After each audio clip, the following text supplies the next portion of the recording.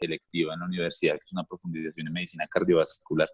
De pronto algunos de ustedes han tenido la oportunidad de ver o de asistir a los simposios que anualmente se realizaban. Bueno, este año no se pudo, pero es una iniciativa similar a la que tienen ustedes, entonces bastante interesante. Espero que se diviertan y aprendan bastante y bueno, quedo atento a los comentarios y a las preguntas que al finalizar de la charla tengan para ayudárselas a resolver.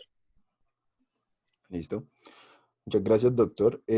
Antes de pues, dar inicio a la charla, quería hacer como unas acotaciones iniciales. Cualquier clase de pregunta que tengan pueden ir consignándola en el chat y pues nosotros las recopilaremos para responderlas al final. Y adicionalmente la charla está proyectada para una duración más o menos de 1 hora y 10 minutos o 1 hora y 20 minutos. Dentro de la charla vamos a abordar estos temas. Digamos, el contenido de la charla es por qué debemos hablar de fisiología cardiovascular dentro de nuestro módulo de cardiología. Vamos a hablar un poco de anatomía cardíaca, del sistema de conducción eléctrico del corazón, de conceptos centrales como el ciclo cardíaco o el gasto cardíaco. Y para entender ello también vamos a hablar de la función vascular y los mecanismos de control cardiovascular. Como les decía, las preguntas las vamos a responder hacia el final, entonces cualquier pregunta pueden ir consignándola por ahí por el chat o pues al final nos la realizan de forma verbal. Entonces creo que sin más dilación los dejo con mi compañero Juan Andrés Henao para que demos inicio a la charla. Listo, gracias Diego. Buenas noches, me presento otra vez, soy Juan Andrés Henao, estudiante de 8º semestre y nosotros quisimos empezar la presentación con una pregunta, la cual es ¿por qué estudiar o por qué saber las generalidades de la fisiología cardiovascular? Esto es básicamente porque es importante conocer primero el funcionamiento normal de un corazón sano para poder explicar la historia natural. Perdón, ¿se escucha? Sí, Juan, perfecto. Sí, gracias. Bueno, para poder explicar la historia natural de las enfermedades cardiovasculares y pues en esta primera charla del módulo de cardio dejaremos claras las bases con las cuales podremos entender mejor las siguientes charlas de patologías específicas como pues ya lo había dicho Antonia, que son fibrilación auricular, falla cardíaca aguda e hipertensión arterial, explicando pues la función eléctrica, mecánica, la forma en cómo se regula el corazón tanto extrínseca como intrínsecamente y la función vascular. Listo, entonces primero dijimos que íbamos a ver anatomía cardíaca, más o menos las generalidades, solamente como para ubicarnos en cuáles son las cavidades y cuáles son las válvulas por las cuales va a pasar la sangre en su recorrido. Tenemos primero entonces que el retorno venoso va a venir de la cabeza y la extremidad superior por la vena cava superior y el retorno venoso del tronco y la extremidad inferior va a venir por la vena cava inferior. También acá cabe mencionar que la circulación venosa del corazón propiamente va a venir por el seno coronario, que acá no se ve, y van a desembocar en la aurícula derecha. La sangre una vez acá va a pasar por la válvula tricúspide hasta el ventrículo derecho para ser eyectada o expulsada por este y pasa por la válvula pulmonar para la circulación pulmonar. Y propiamente pues ya en la circulación pulmonar se termina, llega otra vez a la aurícula izquierda por las venas pulmonares, que son 4, pasa por la válvula mitral, llega al ventrículo izquierdo para ser eyectada a través de la válvula aórtica a la circulación arterial periférica. Entonces ya con esto dicho, primero hay que entender cómo se producen los estímulos eléctricos, de dónde se van a producir y cómo se van a transmitir. Como ya sabemos, el marcapaso pues va a ser en el nodo sinusal, que básicamente va a quedar o esto va a estar localizado en la pared posterior de la aurícula derecha, donde desemboca la vena cava superior y el estímulo se genera acá por un automatismo que tienen estos tipos de células especializadas y se va a propagar por las vías internodales, que hay una anterior, media y posterior que despolarizan a las aurículas de manera sincrónica. Acá también sale una vez que es el haz de Bachmann que va a la aurícula izquierda, aunque acá no se pinta. Y una vez se despolarizan las aurículas, ese estímulo va a llegar al nodo auriculoventricular, que básicamente su función es retrasar como tal la transmisión de ese potencial de acción, de ese estímulo. Una vez acá en el nodo auriculoventricular, sale un haz penetrante, que es el haz auriculoventricular, penetra como tal el anillo fibroso que tiene el corazón, y esa se va a dividir en dos ramas, una izquierda que a su vez tiene una subdivisión anterosuperior y una de subdivisión posterior inferior, y una rama derecha que luego se van a unir al sistema de Purkinje para despolarizar así a los ventrículos de una manera sincrónica. Acá vemos como de una manera esquemática se producen estos potenciales de acción de cada tipo de célula, y pues se va a poder ver en un trazado electrocardiográfico. Acá lo vemos de una manera un poco más esquematizada, en la que se genera el estímulo desde el nodo auriculoventricular. Ese estímulo viaja a través de los haces internodales, despolariza a las células auriculares de los miocardios auriculares, y se genera en el trazado electrocardiográfico la onda P.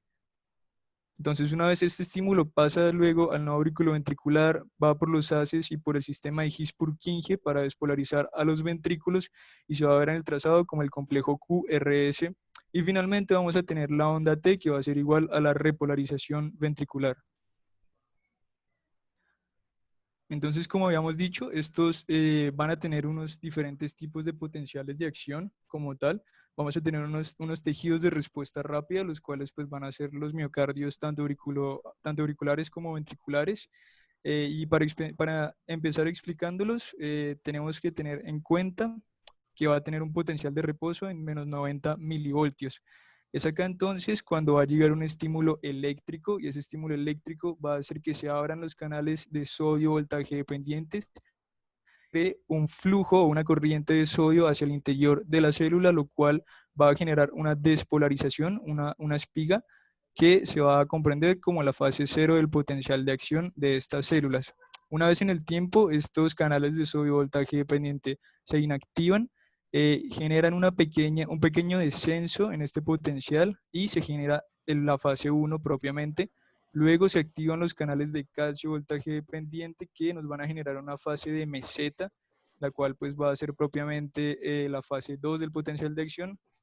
Luego esos canales de calcio voltaje dependiente se inactivan, y da cabida a la actividad pues o a la apertura de los canales de potasio voltaje dependientes, que nos van a repolarizar esta célula, y se genera la fase 3 del potencial de acción, hasta llegar nuevamente a la fase 4, que básicamente pues va a ser el potencial de reposo que tenemos de membrana.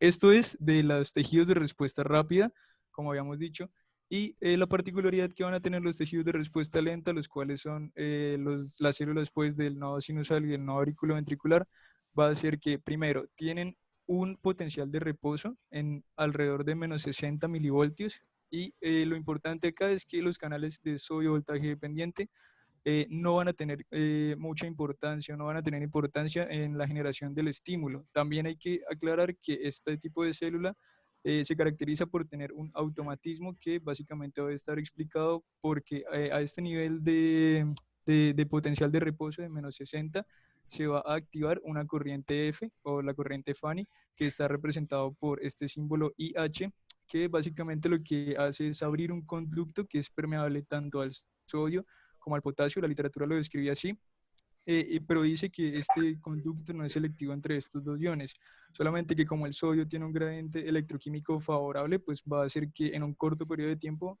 entre una corriente de sodio, y eso es lo que nos va a generar una pequeña elevación en este potencial, lo que nos va a causar que se abran los canales de calcio transitorios, y eso pues nos sigue aumentando este potencial hasta que llegue a un punto o a un umbral en el cual los canales de calcio tipo L se van a activar y nos van a generar pues como tal el potencial de acción de estas células, y nuevamente como en la anterior, los canales de potasio voltaje dependientes se van a abrir y van a generar la fase de hiperpolarización de estas células.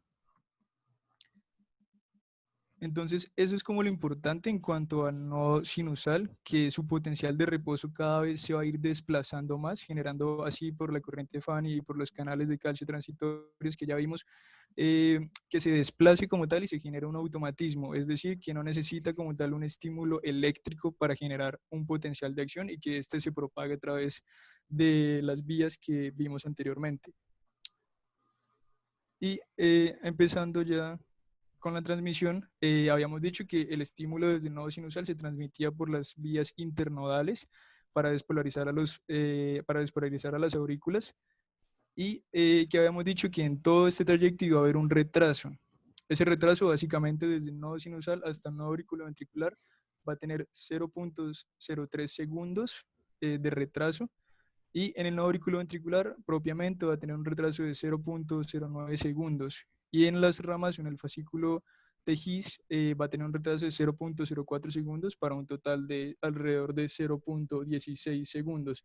¿Esto qué explicación tiene? Esto se debe debido a la disminución del número de uniones de hendidura entre las células sucesivas de las vías de conducción que acabé de mencionar, por lo cual hay una gran resistencia a la conducción de los iones de una fibra a otra.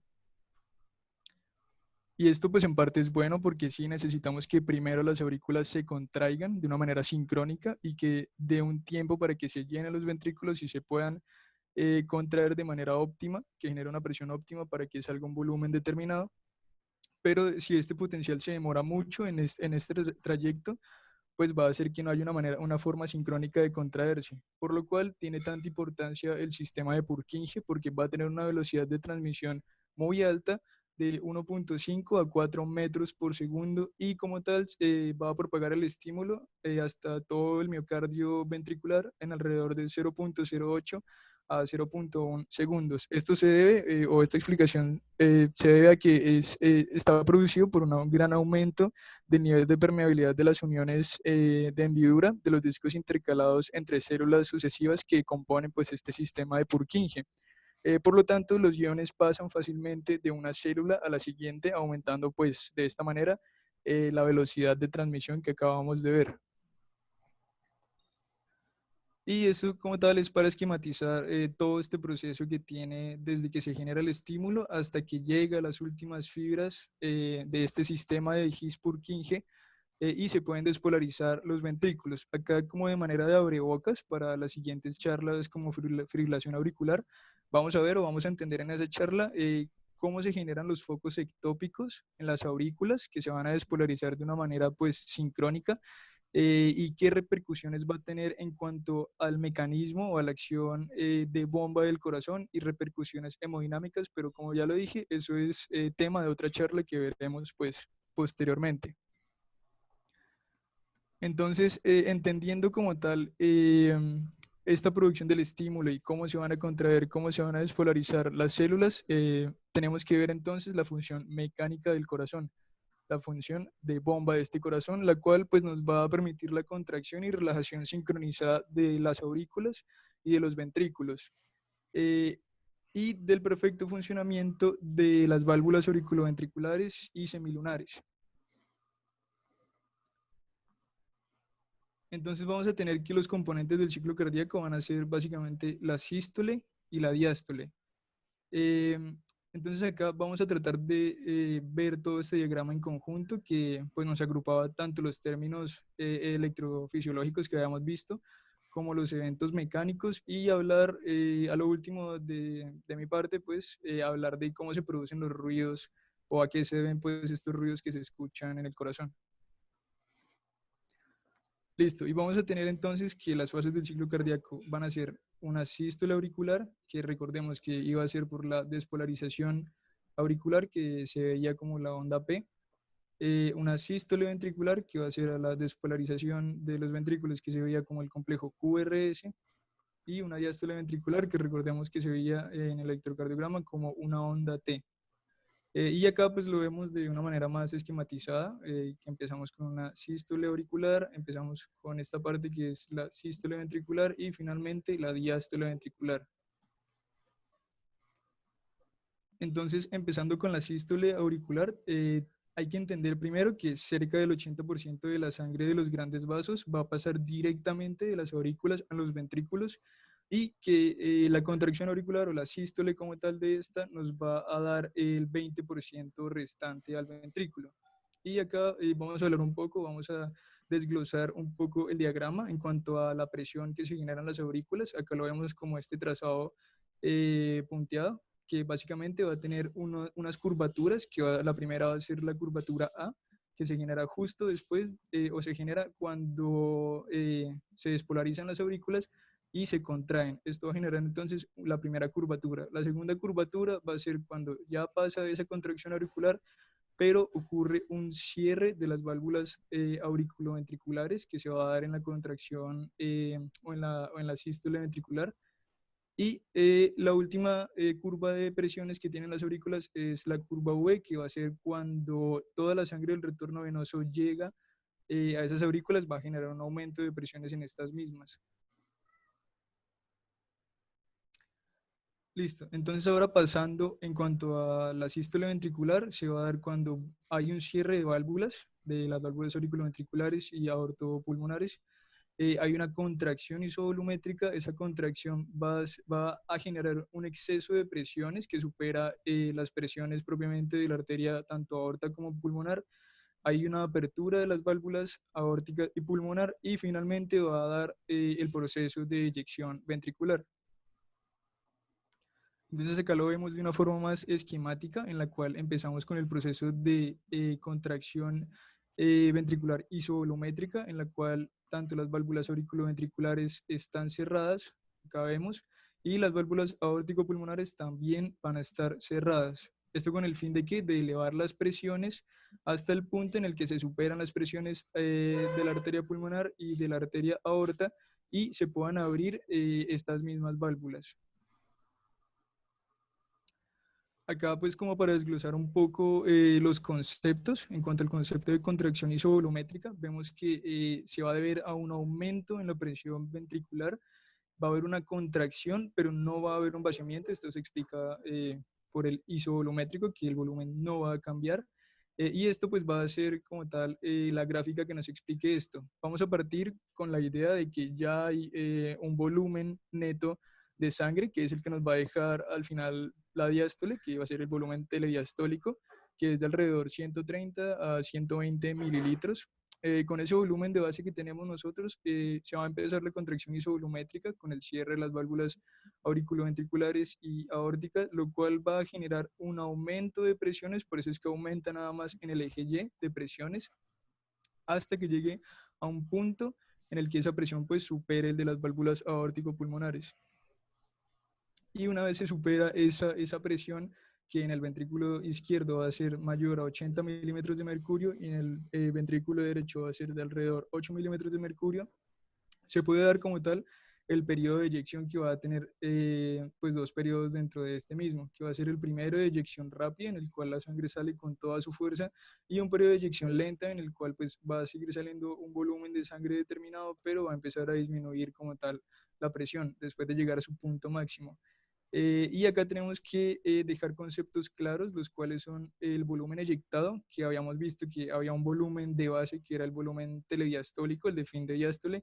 De ese volumen de base solamente se van a eyectar alrededor de 70 a 80 mililitros, por lo cual nos va a quedar un volumen residual o un volumen telesistólico de fin de sístole de alrededor de 50 mililitros. Y podemos hablar entonces de un concepto muy básico, pero muy importante, el cual es pues la fracción de eyección, que se va a explicar como el volumen eyectado pues de cada uno de los ventrículos. No estamos hablando de ninguno en específico, sobre el volumen telediastólico, ese volumen de base que teníamos, que alrededor, que va a ser alrededor del 60% de ese volumen de final de diástole.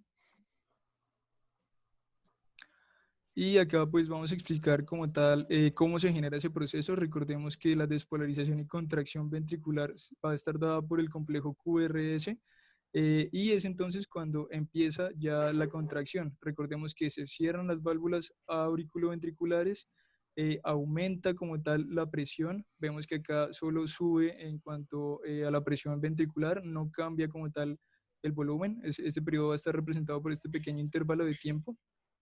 Y una vez se superen los 80 milímetros de mercurio, ya habíamos visto que era en el ventrículo izquierdo, se abre la válvula aórtica y empieza el periodo de eyección como tal hasta que se cierran la válvula aórtica y pues ya se da fin a la sístole. Acá nada más era hablar como de la curva o bueno, de la presión aórtica como tal, que esta básicamente pues va a seguir la presión ventricular en cuanto a la fase de eyección, pero va a haber una pequeña incisura, que es esta que vemos acá, la cual genera un flujo retrógrado, y eso nos va a explicar por qué se cierra la válvula aórtica, y pues eso mismo pasa en cuanto a la válvula pulmonar, que la presión, como es un poco mayor, genera un flujo retrógrado y eso cierra las válvulas.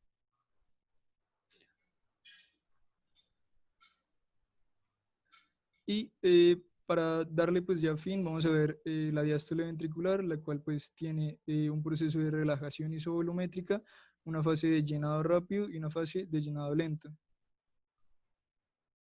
Entonces acá lo vemos de una manera más esquemática, en la cual la fase de relajación isovolumétrica, vamos a tener las válvulas auriculoventriculares cerradas y las válvulas aortopulmonares cerradas, que pues, nos va a permitir que no haya un cambio en cuanto al volumen que haya en los ventrículos, y una fase de llenado rápido. Recordemos que alrededor del 80% de la sangre va a pasar de las aurículas a los ventrículos de manera directa, y una fase de llenado lento que iba a ser el 20% restante, que nos iban a dejar pues la contracción auricular cuando se diera la sístole como tal.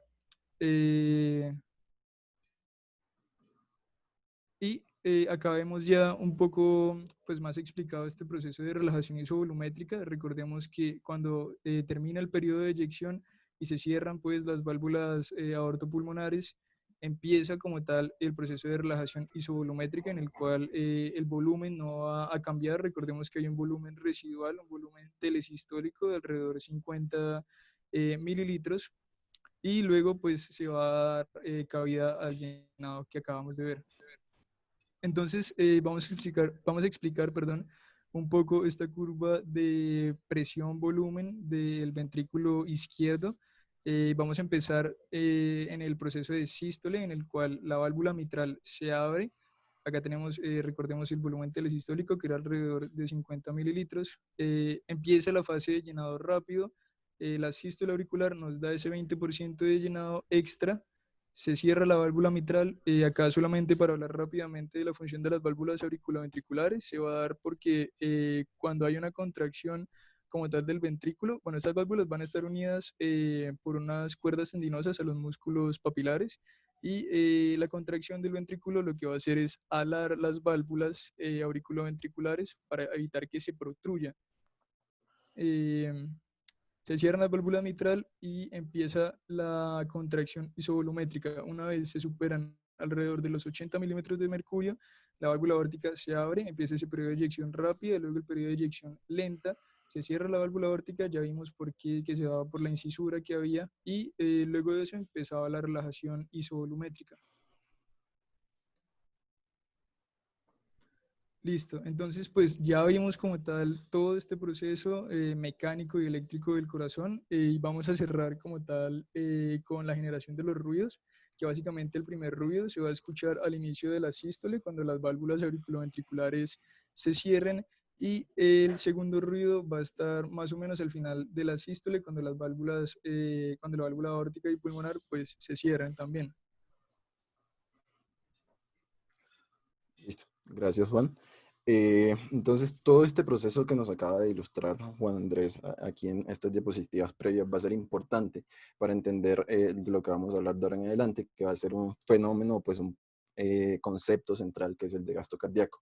Este fenómeno de gasto cardíaco uno podría como decir a grosso modo que es la razón o pues es el mecanismo fisiopatológico que se altera en condiciones como la falla cardíaca. Cuando nosotros hablamos de gasto cardíaco, lo que vamos a estar hablando es de volumen sanguíneo inyectado por los ventrículos, ya sea ventrículo izquierdo o ventrículo derecho, en una unidad de tiempo. Esto, por definición física, va a ser un flujo. Un flujo es básicamente un volumen de sangre que pasa a través de un área de sección transversal en una determinada unidad de tiempo. Es importante diferenciarlos de velocidad porque no es lo mismo un volumen de sangre a la distancia que ese volumen de sangre recorre en cierta unidad de tiempo, como para tener en cuenta eso. Entonces, cuando nosotros hablamos de gasto cardíaco, vamos a tener una forma de calcularlo, una ecuación del gasto cardíaco que va a ser el volumen sistólico, que es el volumen que eyectan los ventrículos con cada latido, por la frecuencia cardíaca.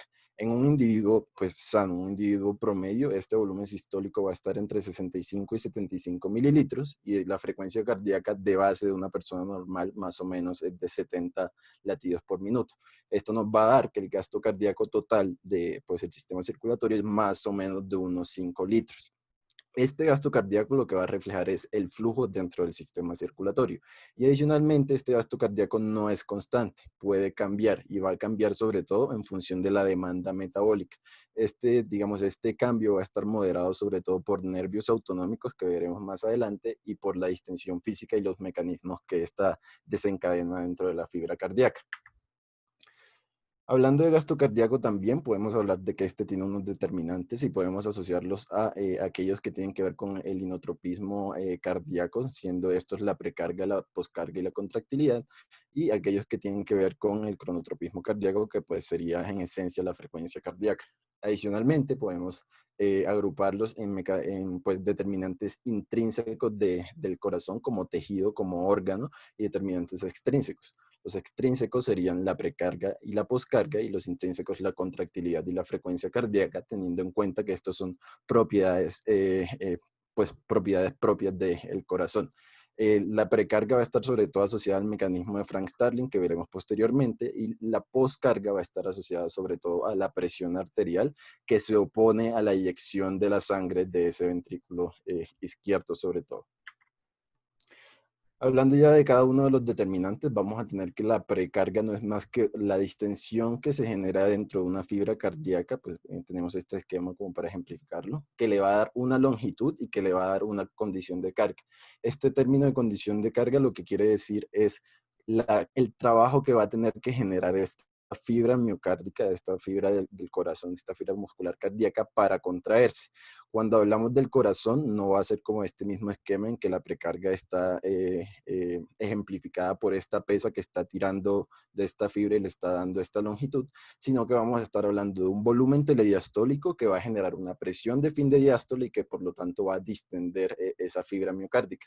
Pero no vamos a estar hablando tampoco de una única fibra miocárdica, sino que vamos a estar hablando de la distensión que este volumen condiciona en toda la pared del ventrículo.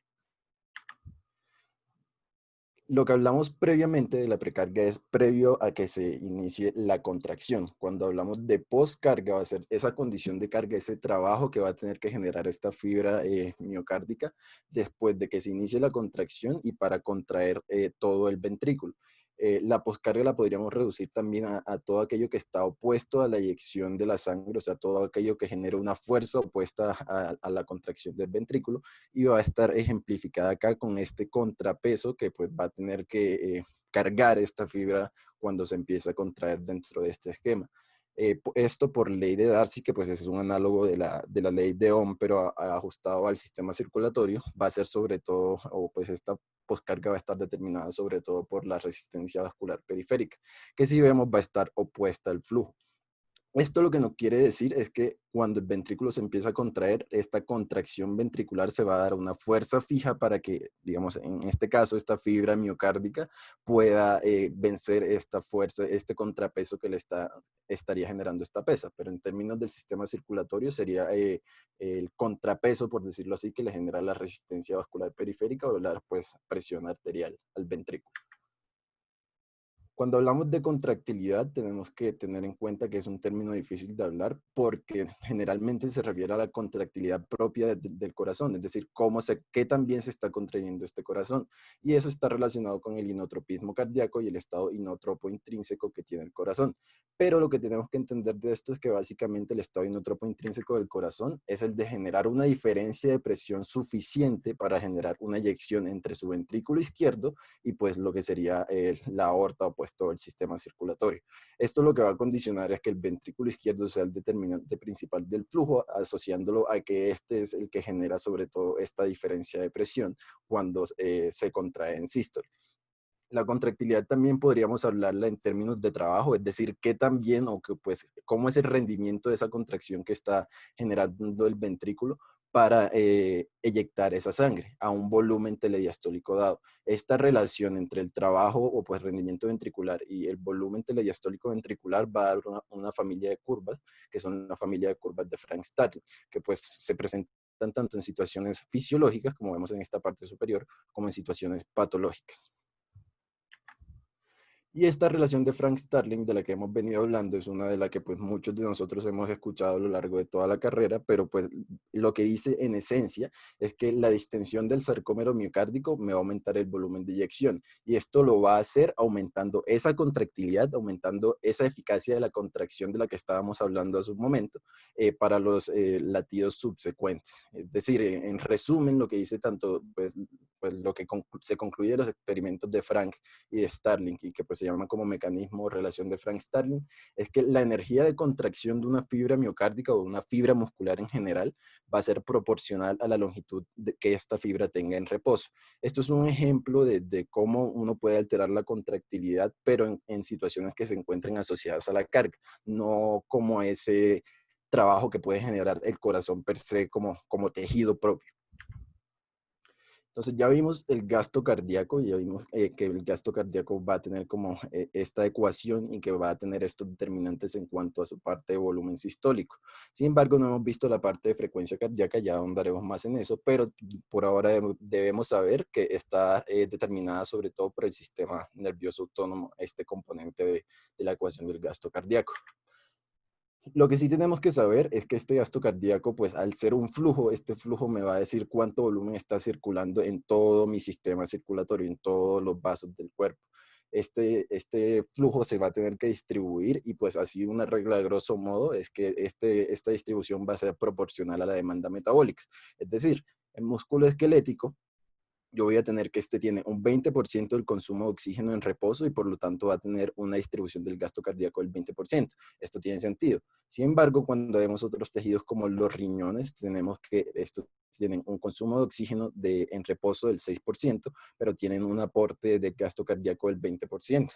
Esto se debe a que hay mecanismos de compensación que permiten esto, que permiten que el gasto cardíaco se distribuya de formas diferentes. Y esto es importante, pues, para ejemplificarlo, aquí les traje el ejemplo del músculo cardíaco, en el cual lo compensa mediante la extracción de oxígeno que genera a la sangre que le llega. Si vemos, tiene un consumo de oxígeno relativamente alto, del 10%, mientras que tiene solamente una distribución del 4%. Y lo que hace es extraer del 65 al 75% del oxígeno que le llega, pues de la sangre que le llega, mientras que otro tipo de tejidos, como los que vemos acá, generalmente lo que hacen es extraer el 25%.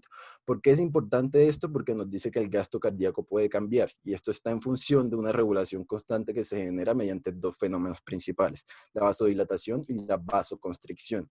La distribución de este gasto cardíaco o pues la ineficacia en la distribución de este gasto cardíaco para alcanzar esta demanda metabólica o suplir esta demanda metabólica, es como el fenómeno principal que se genera en la falla cardíaca. Un corazón que se vuelve ineficiente por el hecho de que no puede bombear la cantidad de sangre requerida, y por lo tanto estos tejidos se quedan sin este aporte que es necesario para suplir su consumo de oxígeno o pues sus necesidades de nutrientes.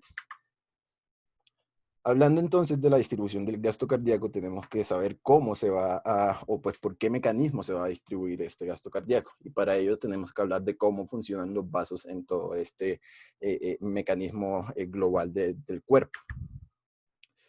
Tenemos distintas clases funcionales de vasos, y esto está asociado a su origen o pues a su proceso evolutivo, que es remarcable.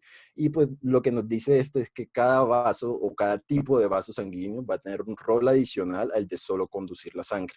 Este rol va a estar asociado a la composición de la pared del vaso sanguíneo, y vamos a tener como 5 tipos principales de vasos. Uno, las arterias elásticas, que se van a encargar de acomodar el flujo. Esto sería como arteria aorta, ilíacas y demás, que lo que van a hacer es acomodar el flujo dentro de sí mismas, porque tienen pues van a servir como vasos de almacenamiento transitorios. Cuando se presenta la sístole, estas se distienden por una gran cantidad de elastina que hay en su pared, como pues vemos acá.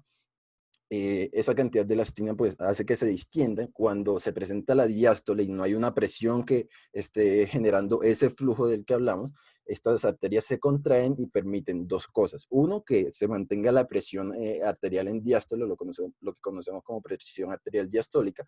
Y dos, que el flujo sea continuo tanto en sístole como en diástole, porque pues si se contraen van a desplazar ese volumen de sangre hacia los lechos periféricos. La segunda son las arterias de conducción, que lo que van a hacer en esencia es conducir el flujo entre las arterias elásticas y los vasos de resistencia. Tienen otras funciones, pero pues para efectos de esta presentación los vamos a dejar como arterias que solamente conducen el flujo. 3, los vasos de resistencia, y lo único que vamos a decir en este momento es que estos son las arteriolas, y pues ya veremos como más adelante consideraciones sobre ellas. 4, los vasos de intercambio, que van a servir como vasos de transferencia de nutrientes y oxígeno. Y 5, vasos de capacitancia, que van a funcionar como reservas sanguíneas. Estos vasos pueden tener, que pues básicamente estos van a ser venas y vénulas, y estos vasos pueden tener hasta 2/3 del volumen circulante en un determinado momento en el sistema circulatorio. Lo que pasa es que ellos funcionan de tal forma que si se necesita ese volumen que ellos tienen almacenado, se pueda redistribuir por ciertos estímulos que pues veremos más adelante. Entonces, para hablar de cómo funciona el vaso y de cómo se distribuye este flujo a lo largo del vaso, tenemos que preguntarnos qué es lo que impulsa la sangre a través de un vaso sanguíneo. Y esto va a ser relativamente sencillo. Va a ser la diferencia de presiones. Una diferencia de presiones entre una presión de entrada y una presión de salida. Esta pues, presión de entrada y presión de salida lo que me va a determinar a mí es un gradiente de presión, y ese gradiente de presión, similar a un gradiente electroquímico, me va a generar un desplazamiento. Pero en este caso el desplazamiento va a ser de un volumen de fluido. Pues asumiendo que este fuera un vaso sanguíneo, sería un desplazamiento de un volumen de sangre. Entonces, si nosotros resumimos como esta relación de que esta diferencia de presiones a mí lo que me va a generar es un flujo, este desplazamiento a través de esta área de sección transversal, podemos resumirlo en una ecuación así. El flujo va a ser proporcional a esta diferencia de presiones, que pues esto va a ser lo mismo que esto que estamos viendo acá, una P1 menos una P2. Si nosotros le adicionamos un factor de proporcionalidad o una constante de proporcionalidad, lo que nos va a decir es cuánto flujo puedo generar yo con una diferencia de presiones dada. Es decir, cuánto va a variar ese flujo o cuánto flujo soy capaz de generar con cierta diferencia de presión. Este factor de proporcionalidad es lo que vamos a conocer como conductancia, y me va a decir a mí qué tan fácil es que este fluido se desplace desde este punto 1 hasta este punto 2 con esta diferencia de presiones. Si nosotros reescribimos esta ecuación con el inverso de la conductancia, vamos a tener lo que es una resistencia. Y si la conductancia era lo que me permitía o pues lo que facilitaba ese flujo a través de ese vaso sanguíneo, la resistencia va a ser aquello que se opone al flujo. Si lo reescribimos nuevamente ahora en función de la resistencia, lo que nos va a decir esta ecuación es que la resistencia es la diferencia de presiones necesaria en un estado basal, y entiéndase por estado basal, pues cualquier estado determinado en un cierto momento, es la diferencia de presiones que yo voy a necesitar para generar un valor determinado de flujo. Esto no es otra cosa que decir que a mayor resistencia yo voy a necesitar una mayor diferencia de presión para generar o mantener un flujo constante. Entonces, esto es lo que conocemos como la ley de Darcy, o pues lo que decía que era como el análogo de la ley de Ohm, y esto va a ser importante porque nos va a decir en términos simples a nosotros cómo podemos regular el flujo sanguíneo, cómo se regula en general. Nos va a decir que los cambios en el flujo pueden ser por dos cosas, probablemente. Si yo quiero mantener esto constante o cambiarlo, lo que tengo que alterar son sus variables. Entonces, va a ser o que cambio la diferencia de presiones, pero pues en el sistema circulatorio esta va a ser relativamente constante y va a depender de un control sobre todo el sistema nervioso autónomo. O lo que hago es cambiar la resistencia vascular periférica, y este es el principal regulador del flujo sanguíneo local a cierto tejido o a cierto órgano, mediante los dos fenómenos que ya habíamos mencionado, que va a ser la vasodilatación o la vasoconstricción. Entonces va a ser la resistencia el que me va a regular a mí el flujo sanguíneo local y que va a regular el flujo en general a lo largo de todo el sistema circulatorio. Cuando hablamos de las clases funcionales de vasos, no hablamos de las arteriolas, y vamos a ver que las arteriolas van a ser esos vasos de resistencia, y aquí vamos a ver por qué. Si yo estoy viendo en esta gráfica, nos vamos a centrar en esta parte de la gráfica, estoy viendo que acá tenemos la aorta y las arterias grandes, que pues en teoría serían como las arterias de conducción. La presión no varía aquí, pero cuando llegamos a esta línea que está esquematizada aquí como los vasos de resistencia, la presión va a caer. La presión sí se va a disminuir. Entonces, lo que nos dice la ley de Darcy, según la ley de Darcy que acabamos de ver, es que la única forma en que esta presión caiga en un flujo constante, que en teoría es lo que tenemos dentro del sistema circulatorio, va a hacer que esta resistencia se aumente y que pues esta presión obviamente está cayendo, por lo que vemos en esta gráfica. ¿Esto por qué se explica? porque la resistencia también se puede decir que es la caída de presión por la unidad de flujo que yo tengo. O sea, cuánto cae la presión dependiendo de una unidad de flujo específica o un flujo constante. Entonces, de acuerdo a esto, lo que vamos a tener es que las arteriolas generan una gran resistencia y esto va a ser por dos propiedades que ellas tienen. Uno, que su luz va a ser muy pequeña en comparación con otros vasos como por ejemplo capilares y vénulas, y esto va a estar condicionado sobre todo por la ley o principio de Puciel-Hagen, que nos va a decir que la resistencia es inversamente proporcional al radio a la cuarta potencia. Es decir, entre más grande es un vaso, menos resistencia va a tener, y entre más pequeño, más resistencia va a tener, que es lo que pasa con las arteriolas. Mientras, y pues Perdón, también el... qué pena, ¿puedo meter la cucharada un segundito? Cierto. Después se me olvida.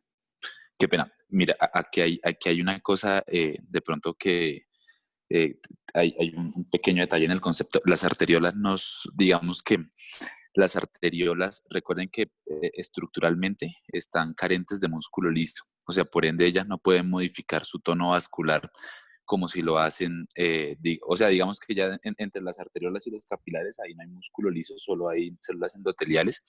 Ellas no pueden modificar, digamos que su radio de manera tal que carecen un poco de esa forma de regular el flujo, tanto como las arterias de mayor tamaño. Las arteriolas y los capilares usualmente están dispuestos como muestras en la imagen, en la parte inferior, son circuitos que están en paralelo y no en serie, por ende son circuitos de baja resistencia.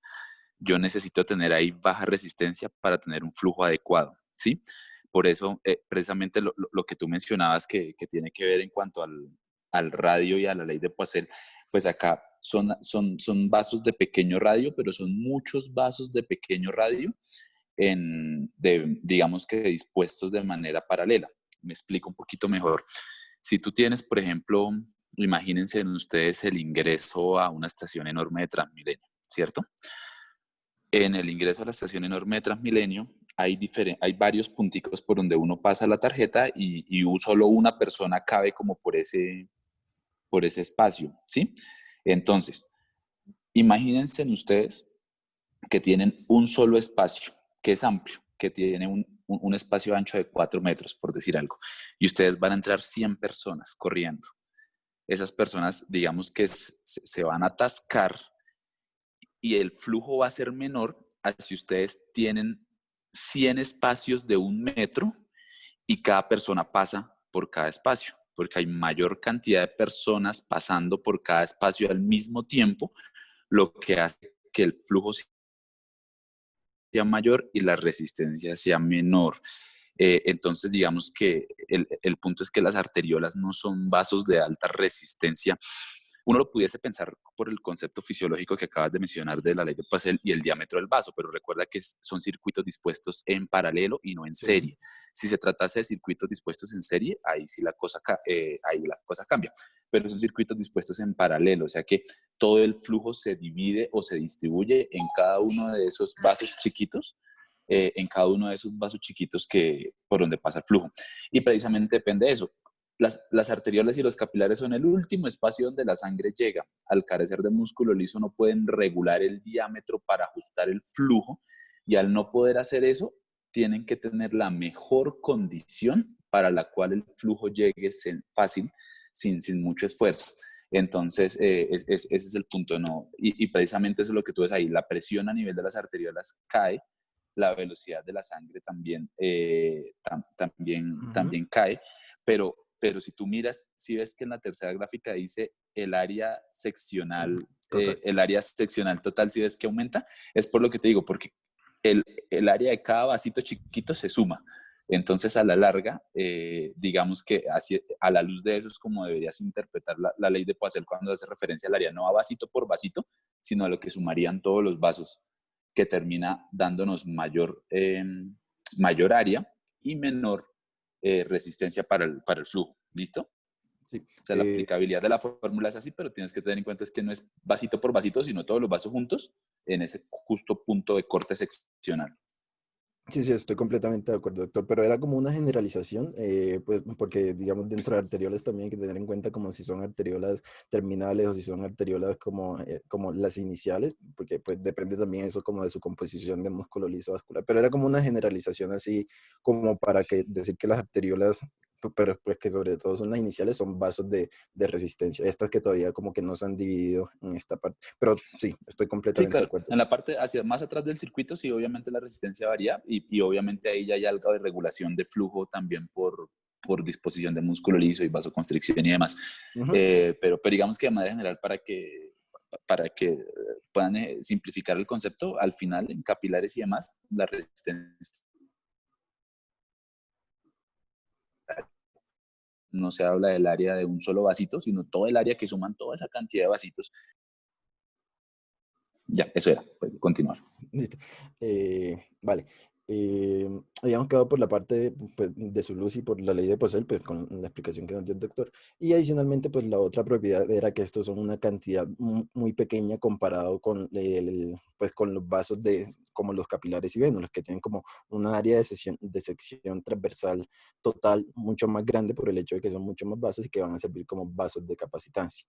Esto es de nuevo como para recordarles la ley de Darcy, pero pues creo que el doctor ya como que lo acaba de correlacionar con la ley de Poiseuille, entonces creo que podemos seguir por este lado, pero pues tengan en cuenta esas dos consideraciones. Depende del tipo de arteriola, digamos, hay como subdivisiones de arteriolas, si van a ser como arteriolas terminales o arteriolas como estas principales, se van a tener unos diferentes valores de resistencia y unos diferentes valores de modulación pues, del sistema nervioso autónomo que vamos a ver ahorita.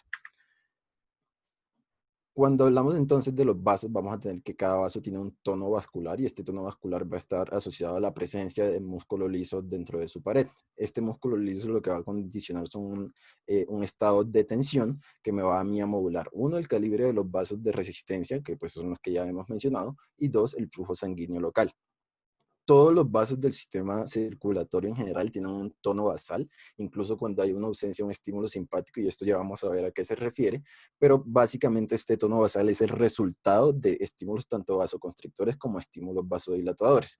Esto va a ser importante porque la presión arterial, pues si trasladamos la ecuación, la ley de Darcy, de la que hemos venido hablando, al sistema circulatorio y reemplazamos esta diferencia de presiones por la presión arterial o sobre todo la presión arterial media, el gasto cardíaco por el flujo y la resistencia por la resistencia total periférica, vamos a ver que esta presión arterial está determinada por estos dos y hacemos un despeje sencillo de la fórmula.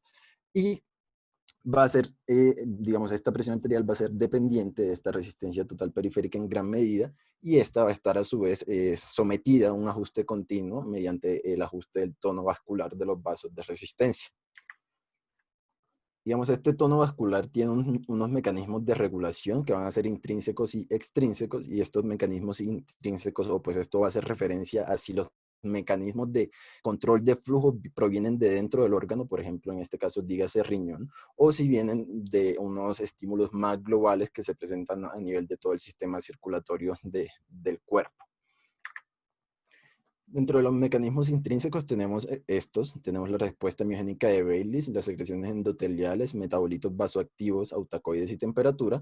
No es el objetivo de esta charla como hablarlos cada uno, pero sí son muy importantes porque son capaces de suplir las necesidades de flujo de un tejido en un determinado momento.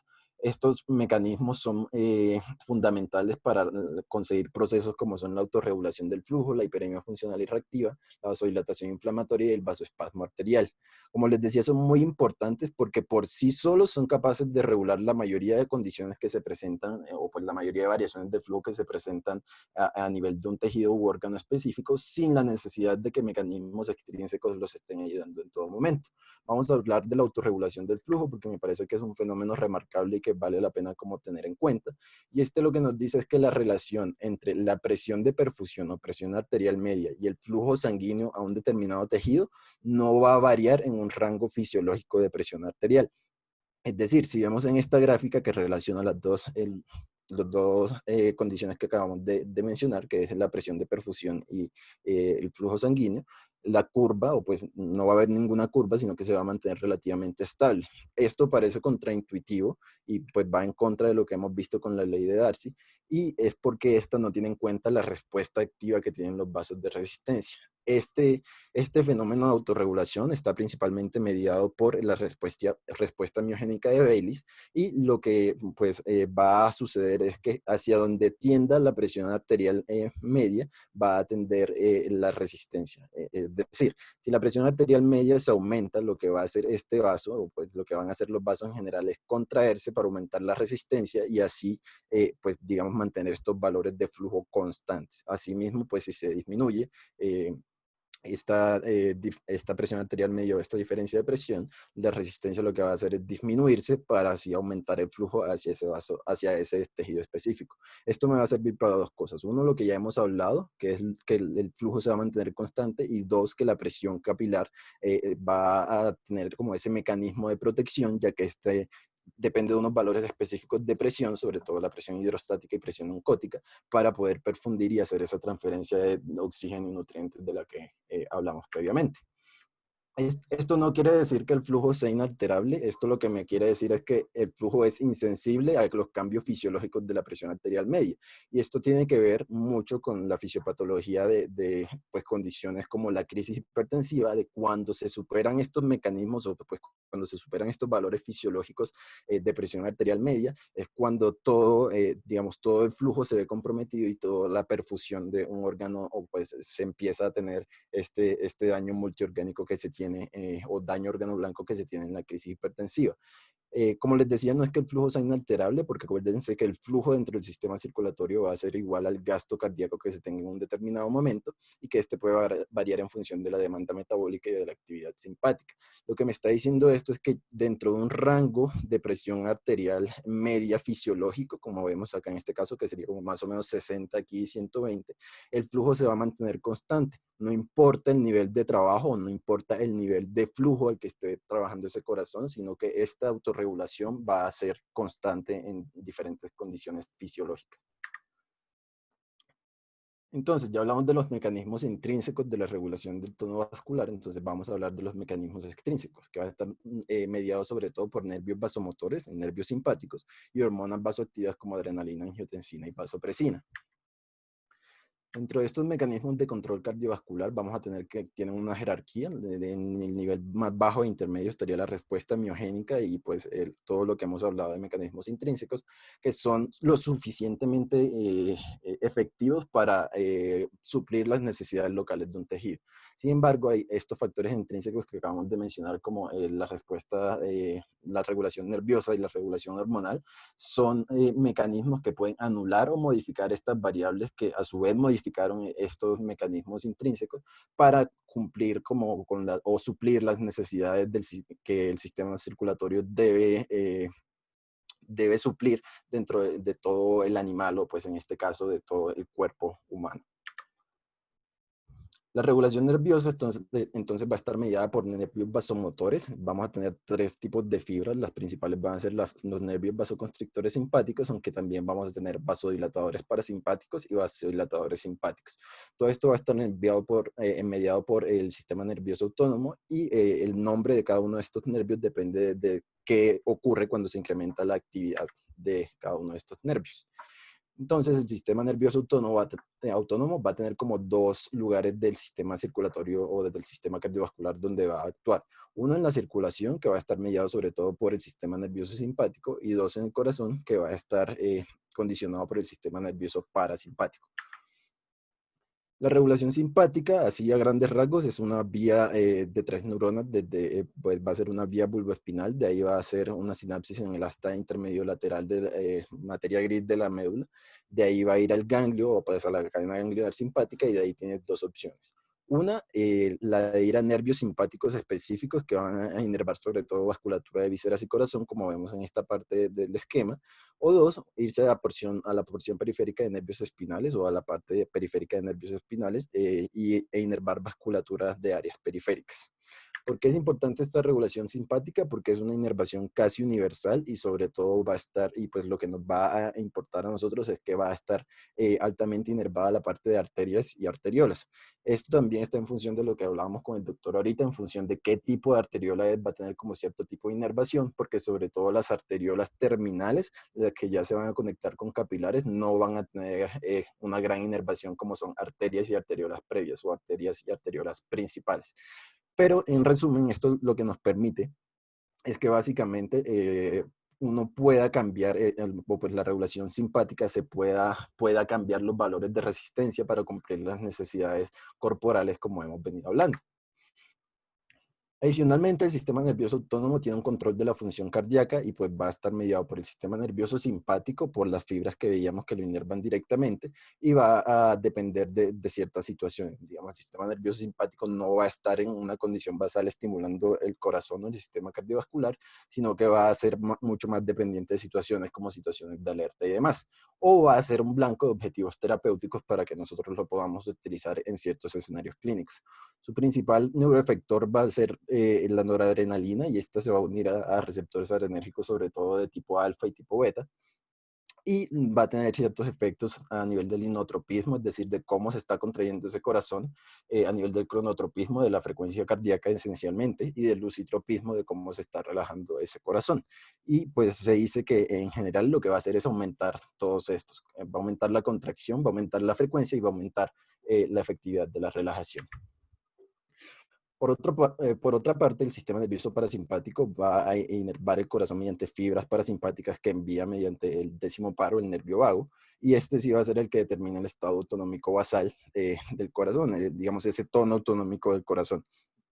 Su influencia sobre todo va a ser atrial, va a ser a nivel de los atrios, y esto es lo que explica que los atrios sean quienes dominan, dominan la despolarización y la contracción de ese corazón, pero más específicamente, pues el nódulo sinoatrial, como vimos en la parte previa del sistema de conducción cardíaco. Su neuroefector va a ser la acetilcolina y cuando se estimula más allá de este estado autonómico basal, que pues va a ser por estas fibras que vienen directamente de un centro vasomotor, se genera una disminución de la frecuencia cardíaca y una leve disminución de la contractilidad.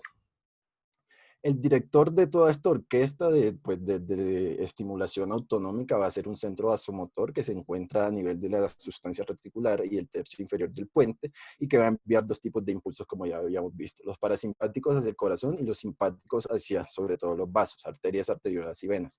Va a tener tres zonas, una área vasodilatadora que pues, va a controlar esta área vasoconstrictora, la va a inhibir para generar vasodilatación, una área sensorial que va a ser reguladora sobre todo de estímulos como reflejos de vasoreceptores y demás, y un área vasoconstrictora que va a ser como la principal a nivel de pues, los vasos. ¿Por qué? Porque esta área vasoconstrictora es la que me va a determinar a mí el tono vasomotor o lo que hablábamos de tono vascular en reposo. Esta área vasoconstrictora va a generar una transmisión continua de impulsos de 0.5 a 2 impulsos por segundo y es lo que conocemos como tono simpático vasoconstrictor. Ese tono simpático vasoconstrictor lo que me va a decir a mí es que va a haber una constricción vascular parcial, es decir, un estado de contracción parcial en todos los vasos del cuerpo, y es lo que nosotros vamos a conocer como un tono vasomotor. Adicionalmente, este centro vasomotor tiene un control cardíaco, puede estimular de forma simpática, como habíamos propuesto, la vía bulboespinal, de ahí a la asta intermedia y de ahí al corazón, como veíamos previamente, y puede estimularlo para aumentar la frecuencia y la contractilidad, como hablábamos, o mediante este centro cardioinhibidor, lo que puede hacer es estimular el núcleo motor dorsal del vago, que pues va a estar cercano a este centro cardioinhibidor, y generar los estímulos o pues, los efectos parasimpáticos dentro del corazón propiamente. ¿Por qué es importante este control nervioso de la presión arterial? Porque va a ser el principal método de controlar la presión arterial en términos de incrementos rápidos de presión arterial cuando se necesite. Por lo que los efectos, tanto cardioacelerador como vasoconstrictor que tiene este sistema, este control nervioso, se van a presentar simultáneamente. ¿Cómo lo va a hacer? Lo va a hacer mediante tres mecanismos. Uno va a hacer una constricción arteriolar sistémica. Esto va a aumentar la resistencia total periférica y pues con ello pues el incremento de la presión arterial, como pues veíamos que la resistencia es uno de los determinantes de la presión arterial. Dos, va a hacer una vasoconstricción de los grandes vasos y venas, esto va a aumentar el retorno venoso, con ello la poscarga, y por mecanismo de Frank-Starling que ya vimos, se va a aumentar la presión arterial por el hecho de que ese corazón se va a contraer mejor y la presión sistólica va a ser mucho mayor. Y 3, va a haber una estimulación simpática cardíaca que pues va a aumentar la frecuencia y la contractilidad, como ya hemos venido hablando, con el consecuente aumento de la presión arterial. Adicional a lo que vimos, pues que era el control nervioso, hay un control hormonal de la circulación. Este control hormonal de la circulación va a ser por hormonas que circulan a lo largo de todo, pues, valga la redundancia, el sistema circulatorio, y van a ser adrenalina, vasopresina, angiotensina y los péptidos natriuréticos, que en este caso está el péptido o factor natriurético atrial. Cabe resaltar que los nervios autonómicos van a ser el principal mecanismo por el que se va a regular la circulación, o pues que se va a regular el sistema cardiovascular en escenarios que sean siempre agudos y fisiológicos. Cuando hay escenarios patológicos y sobre todo crónicos, como, no sé, digamos, hipertensión arterial o falla cardíaca, que están contemplados dentro de nuestro módulo, van a ser estos mecanismos quienes toman un papel mucho más importante sin relegar los nervios autonómicos, digamos, como a un papel secundario, sino que estos van a aumentar su importancia. Adicionalmente, hay otras hormonas de las que no se habla mucho, pero que pues, son importantes también en el control hormonal de la circulación. Dentro de ellas está la insulina, que pues, va a generar una vasodilatación, va a tener un efecto vasodilatador y antitrombótico, sobre todo mediado por óxido nítrico, y pues es una de las causas que explica como la mayor incidencia de ateromatosis y pues enfermedades cardiovasculares, sobre todo en pacientes diabéticos, por la resistencia que estos tienen o la sensibilidad disminuida que tiene a la insulina.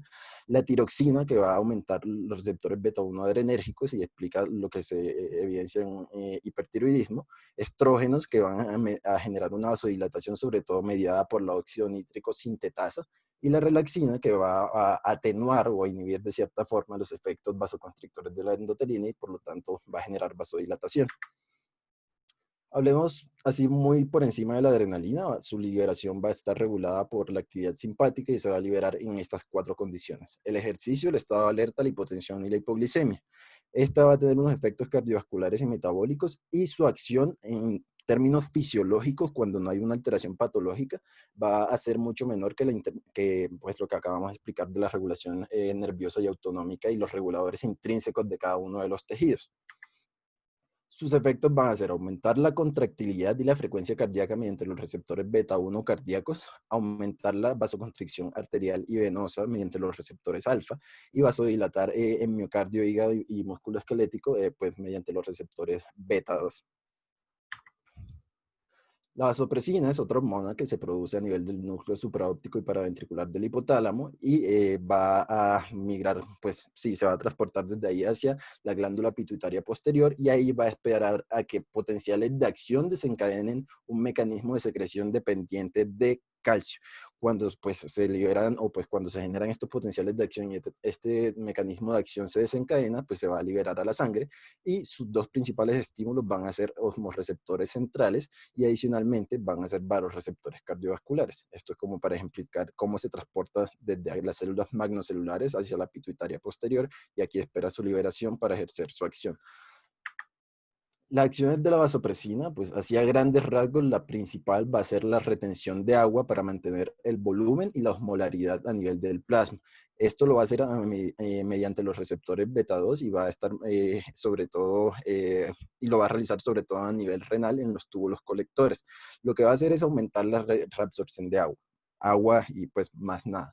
Su importancia se va a ver sobre todo también en la hemorragia y deshidratación severa, en la cual mediante receptores V1, no solamente los V2, sino los V1, va a generar vasoconstricción y va a generar vasodilatación, sobre todo en el endotelio a nivel de las coronarias, en el endotelio coronario y adicionalmente el endotelio cerebral. ¿Esto para qué? Para redistribuir ese flujo que teníamos en cuenta, ese gasto cardíaco que está comprometido por el hecho de que hay una hipovolemia, redistribuirlo en función de los 2 órganos principales, que serían el cerebro y serían el corazón. El sistema renina-angiotensina-aldosterona va a estar mediado sobre todo por la angiotensina, que va a ser un péptido vasoconstrictor y cuyo principal estímulo va a ser la disminución de la presión arterial, por lo que su principal función va a ser mantener el volumen y mantener la presión arterial. ¿Esto cómo lo va a hacer? Esto lo va a hacer mediante la secreción de aldosterona, que va a retener agua y sodio en este caso, mediante una vasoconstricción generalizada que va a ser tanto directa, pues por acción directa como por acción simpática. Y tres, va a generar sensación de sed para que pues, el individuo tenga una ingesta de fluidos y así mantener el volumen sanguíneo circulante. Este sistema y en general la angiotensina 2 va a tener una importancia patológica porque la respuesta que se tiene, sobre todo en ciertos, digamos, en individuos sobre todo con hipertensión arterial, la respuesta que que tienen los receptores de angiotensina 2 a la angiotensina 2 va a estar aumentada y por lo tanto es un mecanismo o pues es un blanco terapéutico importante dentro del manejo de la hipertensión arterial. El proceso es literalmente desencadenado por la liberación de renina por las células yuxtaglomerulares del aparato yuxtaglomerular de la arteriola aferente renal.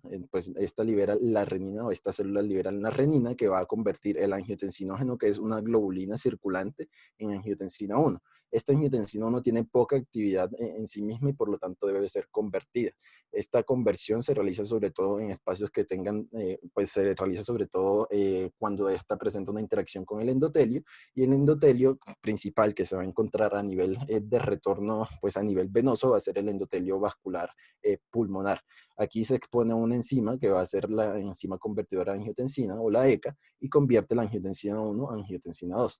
Esta angiotensina 2 es la que va a generar todos los efectos. Uno va a generar un efecto central aumentando los estímulos simpáticos y también la sensación de sed, aunque está mediada por angiotensina 3, principalmente, que va a ser una conversión adicional de la angiotensina 2 a angiotensina 3 cuando ésta se expone a una aminopeptidasa. La angiotensina 2 también va a generar lo que habíamos dicho, la retención renal de sodio y agua mediante la estimulación de la liberación de aldosterona de la corteza adrenal o de la glándula suprarrenal, y va a generar una vasoconstricción directa mediada sobre todo por este tipo de receptores de los que habíamos hablado. Por último, los péptidos natriuréticos son péptidos que son el contrapunto del sistema renina-angiotensina-aldosterona y que pues si lo que generaba era una acción de mantener volumen y por lo tanto una acción hipertensiva, estos péptidos van a generar una acción antihipertensiva. El ANP, pues vamos a tener tres tipos de péptidos. Uno, el ANP, péptido natriurético atrial, péptido natriurético cerebral o encefálico, y péptido natriurético tipo C, del que no se sabe mucho todavía. El péptido natriurético atrial va a ser la forma predominante basal. El péptido natriurético encefálico se va a incrementar sobre todo en escenarios de falla cardíaca, y estos dos van a estar desencadenados por un aumento de la presión de llenado ventricular, es decir, por un aumento de ese volumen que llega al ventrículo y un aumento de la distensión que este volumen genera en las paredes de los ventrículos y también de los atrios. ¿Cuál va a ser su función? Reducir el volumen plasmático y normalizar estas presiones de llenado y por lo tanto también reducir la presión arterial. Estos péptidos natriuréticos, ¿cómo van a actuar? Van a generar una dilatación moderada de los vasos de resistencia, pues así disminuyendo la resistencia y por lo tanto ahí tienen su papel antihipertensivo. Van a tener un estímulo simpatovagal. Recordemos que el vago era sobre todo pues a nivel parasimpático, entonces van a inhibir, y más que inhibir directamente la noradrenalina, van a inhibir su liberación y van a aumentar la liberación de acetilcolina. Aumentan la natriuresis y la diuresis, es decir, la cantidad de sodio y la cantidad de agua que se excreta para disminuir el volumen circulatorio, el volumen circulante, y van a transferir fluido desde el plasma al espacio intersticial para que pues este fluido no se encuentre dentro del fluido intravascular y por lo tanto condicione una distensión de la pared de los vasos y un aumento de la presión arterial.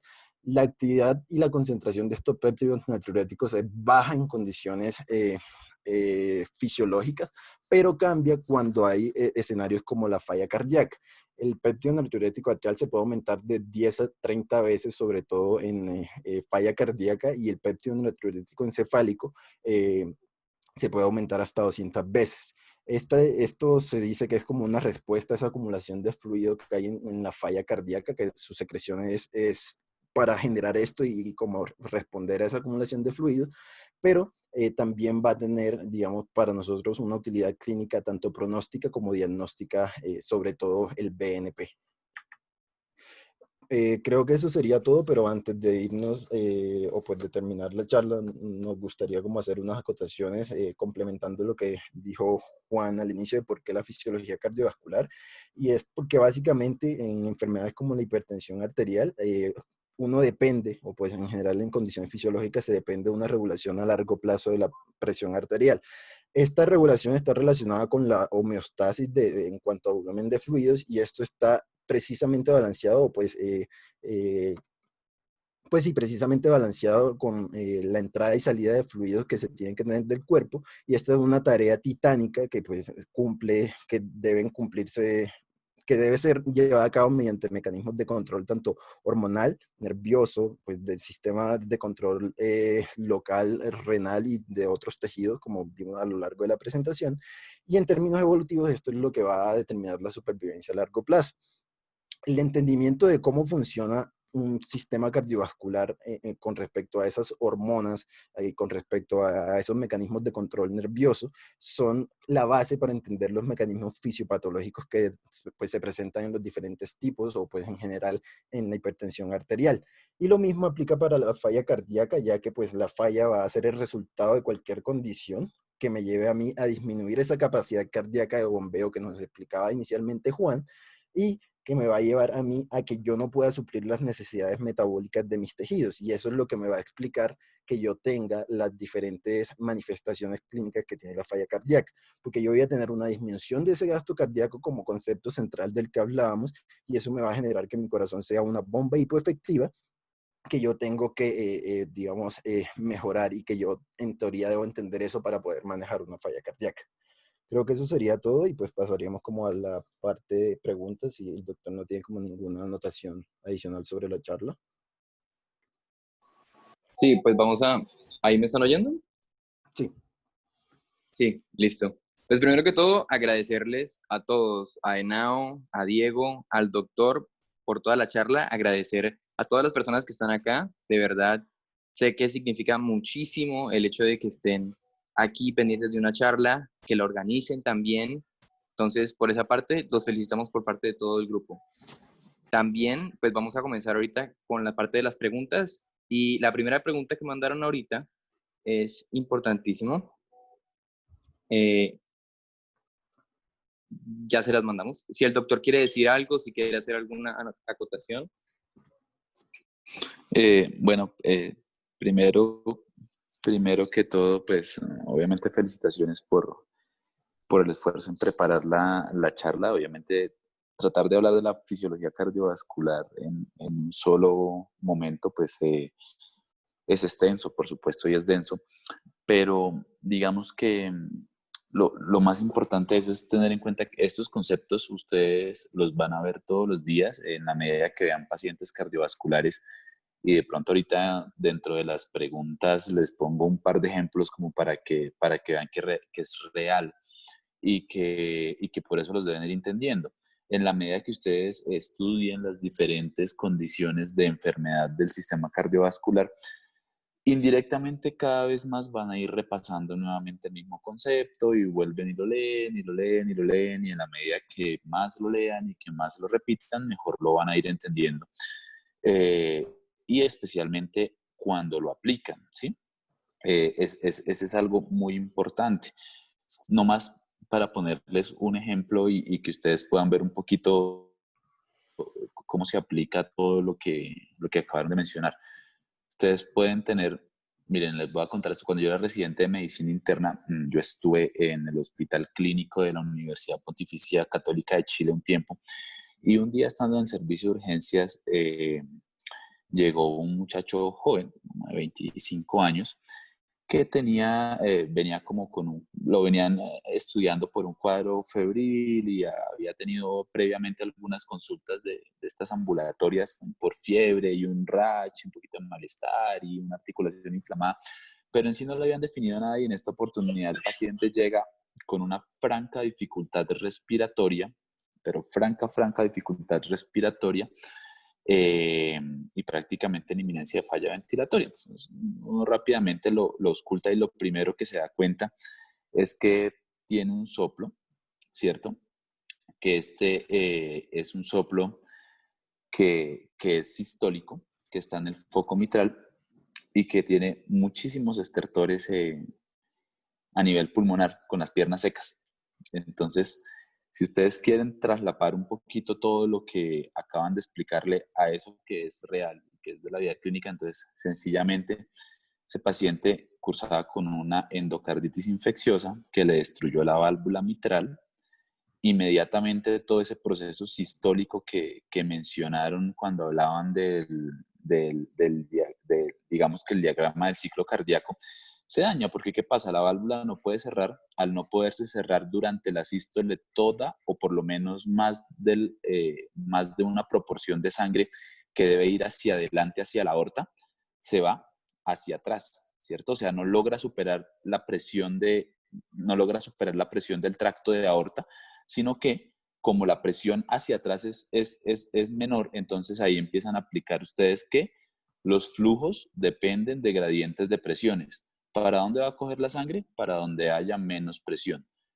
La presión de la aurícula izquierda respecto a la presión de la aorta, ¿cuál es menor? La presión de la aurícula izquierda, ¿para dónde va a coger la sangre en su mayoría? Hacia atrás, hacia la aurícula izquierda. Y eso a su vez se va a transmitir a las venas pulmonares, a su vez se va a transmitir a los pulmones, y los pulmones a manera de defensa, ¿qué van a hacer para regular el flujo? Vasoconstricción. Y al hacer vasoconstricción, la presión hidrostática va a incrementar. Y al incrementar la presión hidrostática, se va a fugar toda, digamos que va a haber fuga de plasma. ¿Y eso en qué se traduce? En edema pulmonar. Conclusión: los pacientes con insuficiencia mitral aguda, especialmente, hacen edema pulmonar en 3 segundos. Si ustedes no se dan cuenta, o sea, si uno no se pone las pilas y se da cuenta y lo detecta rápido, el paciente se muere. ¿Qué produce insuficiencia mitral aguda? Una endocarditis aguda que destruya la válvula o un infarto que comprometa de manera importante los músculos papilares, los cuales se pueden romper o se pueden dañar y la válvula de forma aguda se dañe, porque el sistema en ese momento no está preparado, diferente de los pacientes con enfermedad valvular crónica, ¿sí? Entonces, si ustedes se dan cuenta, ahí aplicaron ya todos los principios de la regulación de flujo con o sin vasoconstricción, de diferencia de presiones, de para dónde a dónde sale el flujo, ¿cierto? Y esa es la forma en la que deben entender la fisiología, más que aprenderse las fórmulas de memoria, lo que tienen es que tratar de aplicarla, a ser algo aplicado al ejercicio diario y verán que de esa manera lo van a aprender más, lo van a interiorizar más y por supuesto no se les va a hacer mucho más agradable y no lo van a olvidar. Entonces, digamos que ya para darle paso a las preguntas, muy bien muchachos por todo el esfuerzo. Yo sé que eso es un tema grandísimo y a veces tiene uno que leerlo varias veces para comprenderlo, pero pues esa es la forma en la que se aprende, tratando de repetir y aplicar. Aplíquenlo siempre a los pacientes que vean para que no se les olvide. Eso es lo más importante y en la medida que lo vayan releyendo a veces van encontrando que hay algunos errores en los conceptos que van resolviendo, pues en la medida que van viendo pacientes y que van interactuando con sus docentes. ¿Listo? Entonces, pues si quieren, vayanle dando paso a las preguntas. Si de pronto en alguna de ellas ven que no tienen alguna claridad en el concepto o algo, pues yo les ayudo a responderlas. Yo por ahí estuve más o menos leyendo algunas de ellas que anotaron en el chat. Listo, muchísimas gracias por la intervención que nos acaba de regalar, de verdad muy significativa para todos nosotros. Recuerden una cosita, ahorita vamos a mandar el formulario, si ya no está mandado, el formulario de asistencia del día de hoy. Recuerden que es importantísimo porque tenemos 4 charlas a las cuales tienen que asistir a 3 para poder pasar a la actividad final. El formulario va a estar hasta las 40, entonces por favor llénenlo y damos paso a las preguntas, ¿les parece? Listo. Entonces, la primera pregunta que queremos hacer es, ¿cuáles son los determinantes del gasto cardíaco? Listo. Entonces, pues recordemos que los determinantes del gasto cardíaco, pues los podemos agrupar en esos que habíamos visto, ya sea como intrínsecos al corazón o extrínsecos, o asociados a la contractilidad pues por sí al estado del inotropismo del corazón o al estado del cronotropismo del corazón. Van a ser 4, esos 4 son precarga, contractilidad, poscarga y frecuencia cardíaca.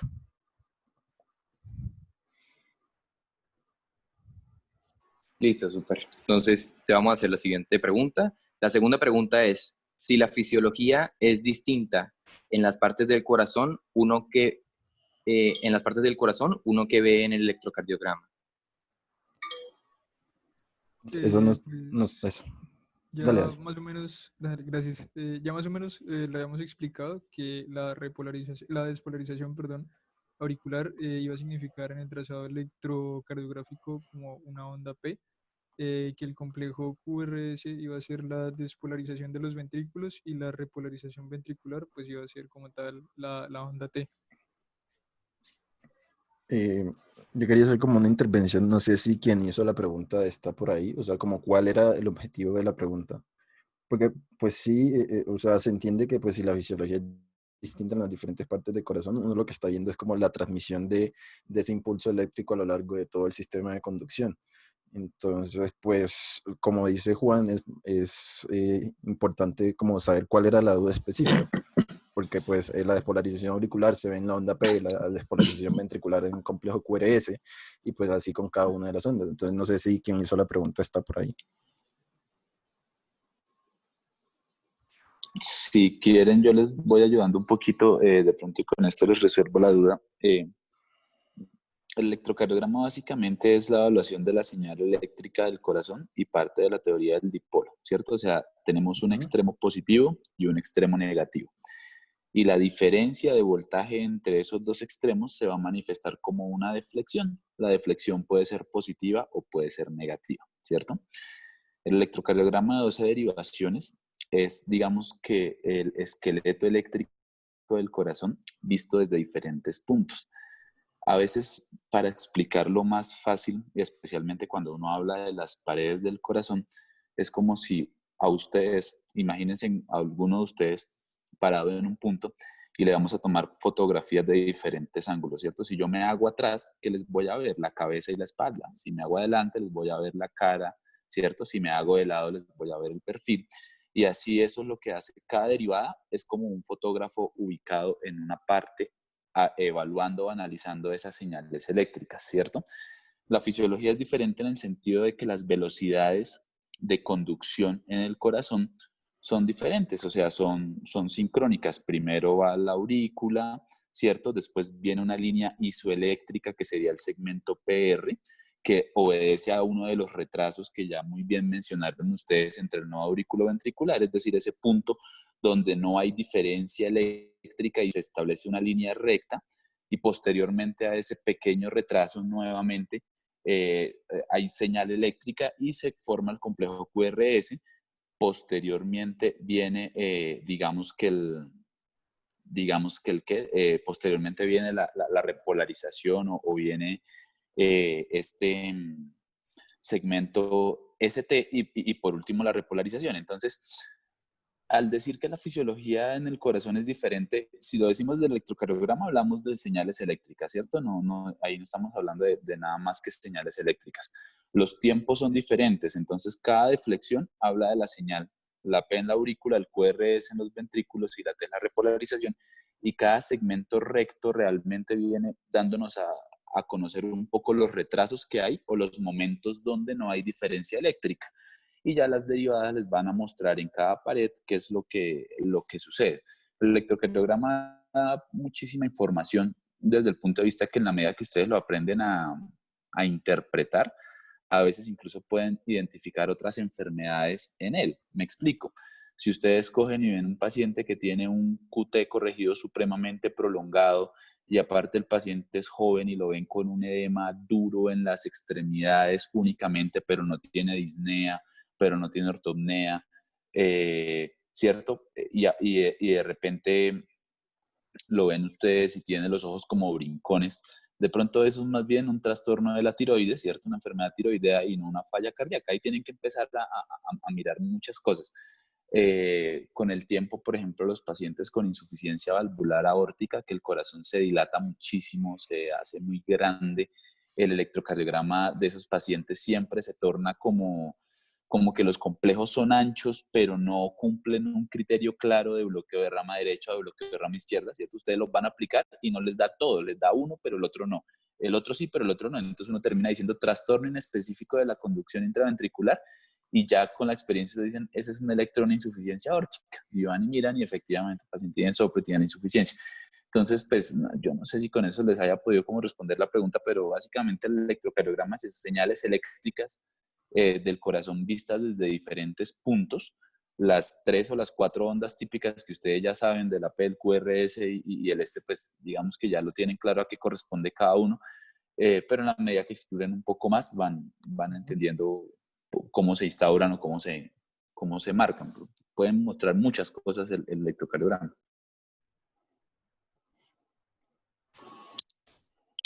Muchísimas gracias. Recuerden, una cosita adicional a lo que venimos diciendo.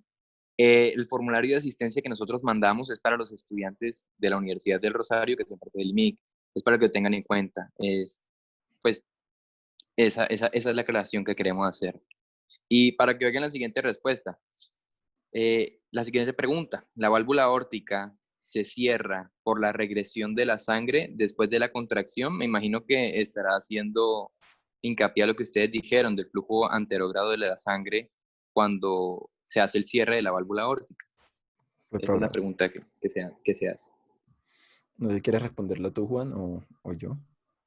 Pues sí, básicamente, como había dicho, se formaba como una pequeña incisura. Recordemos que pues, la presión aórtica pues, iba a acompañar a la presión ventricular que se ejercía en el periodo de eyección. Le iba a acompañar y se generaba como una incisura en cuanto a las presiones y aumentaba un poco la presión aórtica, pues debido a la presión que se ejerce en cuanto a las paredes elásticas de esta y pues se genera en ese momento un flujo retrógrado que cierra como tal la válvula aórtica. Sí, y adicionalmente pues en cuestiones anatómicas hay que recordar pues cómo es la forma de las válvulas semilunares, que son básicamente como una distensión en la pared tanto del tronco pulmonar como de la aorta, que va a condicionar como una forma de saco. Esa forma de saco, cuando se presenta el flujo retrógrado posterior a la terminación de la sístole, lo que hace es llenar esos sacos y pues esas valvas de esas válvulas es lo que va a cerrar pues la válvula como tal, ese orificio aórtico y orificio pulmonar. Listo, súper. Ahora viene la cuarta pregunta. ¿Cómo es el funcionamiento eléctrico con la presencia de un foramen oval? Me imagino pues, que estará preguntando si hay alguna variación específica en caso de presentar esta alteración anatómica. ¿Quieren que repita la pregunta, muchachos? No.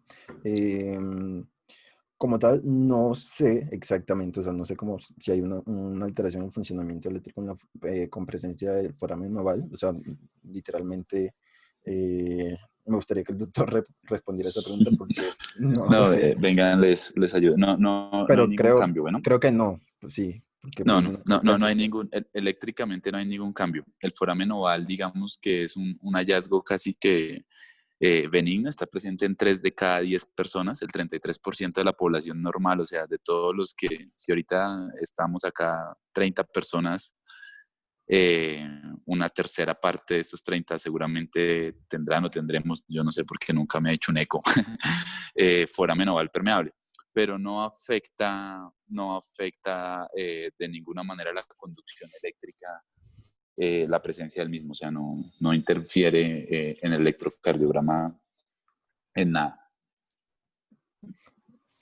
Sí, muy curiosa la pregunta y muy chévere la respuesta. La quinta pregunta es, ¿cuál es la explicación de que no se vea la repolarización auricular en el electro? No sé si Juan quiere responderlo yo. Pues básicamente, o sea, esa repolarización auricular no se va a ver porque se esconde, pues, por así decirlo, en el trazado eléctrico, dado que se da casi que al mismo tiempo que el complejo QRS y pues se esconde en ese complejo, como que no deja el trazado, pues no alcance como eh, a a marcar este tipo de repolarización. Pero no sé si tengan algo más que comentar aparte. Sí, yo creo que adicionalmente pues, vale la pena recordar que relacionándolo con lo que nos dijo Juan al inicio de la charla, esto de sistema, pues no de sistema, sino de potenciales de acción de conducción lenta y conducción rápida, pues tiene que ver mucho con la distribución que estos tienen a nivel del sistema de conducción eléctrica del corazón. Digamos, se dice que los sistemas de los potenciales de acción rápidos van a ser sobre todo desde el sistema de His-Purkinje, digamos, desde el nodo, pues desde el fascículo AB como tal. Entonces, pues no va a ser, como Juan nos mostró, no va a ser tan prominente ese potencial de acción. Adicionalmente, también es muy importante tener en cuenta eso, que cuando se están repolarizando los atrios, los ventrículos están despolarizándose. Y eso lleva a que, pues, obviamente, el vector resultante de esa despolarización ventricular sea el que se evidencia en el trazado electrocardiográfico, más que esa repolarización atrial, que va a ser mínima en comparación con pues si este estímulo que genera la despolarización o este trazado que genera la despolarización ventricular en el electro. No sé si el doctor quiere agregar algo más. No, la forma más sencilla, digamos que es explicar precisamente que el vector de repolarización atrial es pequeño y queda inmerso o queda, digamos que oculto por la despolarización ventricular. Sencillamente el electrocardiograma siempre va a identificar el vector resultante o va a dar trazo del vector de mayor fuerza eléctrica que logre censar. Entonces, si hay otros estímulos chiquitos o otros impulsos pequeños, realmente no los va a marcar, y más si están temporalmente sumados. Él siempre va a poner es el más grande. Sencillamente quedar oculto pues en el trazo de la despolarización de los ventrículos, por eso no se ve, es muy pequeño. Listo, gracias por la respuesta. De verdad es muy gratificante que todos ustedes sigan haciendo preguntas, sigan mandándolas, así que pues estamos prestos a hacérselas saber a los ponentes. La sexta pregunta es, ¿existe alguna variación en el electro en caso de presentarse un conducto arterioso persistente? Nuevamente, Si quieren, venga, yo les ayudo con eso. sí, creo que Esto, no, cuando el conducto arterioso persiste, o sea, una persona con un ductus arterioso persistente sí puede tener un electrocardiograma patológico, pero la anormalidad eléctrica es resultante de la dilatación de las cavidades, porque esta es una condición con sobrecarga de volumen. El ductus arterioso persistente es una condición en la que se caracteriza porque hay una sobrecarga de volumen y hay dilatación de cavidades.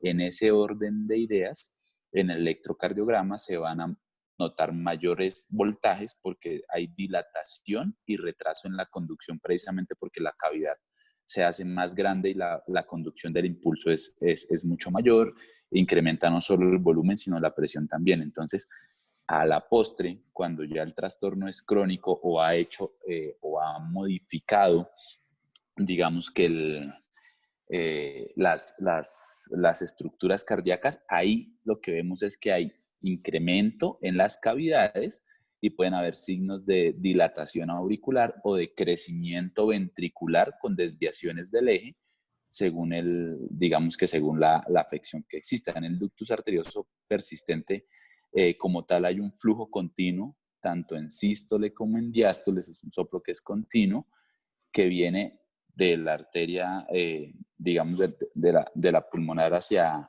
la aorta, de la aorta que tiene mayor presión hacia la pulmonar, y eso genera pues sobrecarga continua de las cavidades y crecimiento de las mismas. Entonces, cuando ellas crecen, ahí sí ya el electro cambia. Se hace, usualmente incrementan los voltajes y los complejos QRS se ensanchan o pueden aparecer bloqueos. Ok. Súper. Muchísimas gracias, doctor.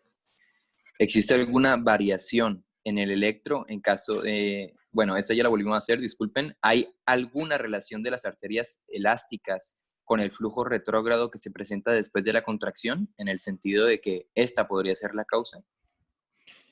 Creo que esa pregunta va para mí, y sí, en parte es, pues dentro de toda la dinámica cardíaca, pues sí, es en parte por este flujo retrógrado, se presenta en parte por eso, pero esta digamos, contracción que se genera dentro de las arterias por esa gran cantidad de elastina, como les mencionaba, va sobre todo a condicionar un flujo hacia la periferia. Lo que en realidad va a ser como el causante de ese flujo retrógrado es más la disminución de la presión, o sea, la disminución gradual de la presión que se presenta cuando el ventrículo está terminando la eyección, lo que nos hablaba sobre todo Juan, que es cuando se presenta el cierre de la válvula aórtica y empieza como esa fase de relajación isovolumétrica. No es como tal que la sangre sea empujada desde las arterias hacia atrás, porque pues eso es, digamos, antifisiológico, es un flujo retrógrado, sino que es esa sangre que como que se eyectó, pero no alcanzó a ir mucho más allá y que pues como el ventrículo ya tiene una presión menor, se cierra la válvula aórtica, es eso, o sea, es esa diferencia de presión entre ventrículo y aorta sobre todo lo que genera ese flujo retrógrado, más que pues la contracción de la arteria elástica. Ok, la siguiente pregunta es casi que una cita textual, entonces la voy a leer y es, tengo una pregunta. Tengo entendido que si se aumenta la presión intratorácica, por ejemplo, en un paciente ventilado con presión positiva, la poscarga disminuye en el caso del corazón izquierdo. ¿No debería aumentar? Ya que el aumento de la presión intratorácica generaría tensión en los grandes vasos, reduciendo su lumen y por ende aumentando la resistencia. Al mismo tiempo, el corazón tendría mayor dificultad para relajarse y llenarse de sangre, disminuyendo así su contractibilidad por la ley de Frank-Starling. Ese es el enunciado completo de la pregunta. No sé si la quieran responder alguno de ustedes, caballeros, o el doctor.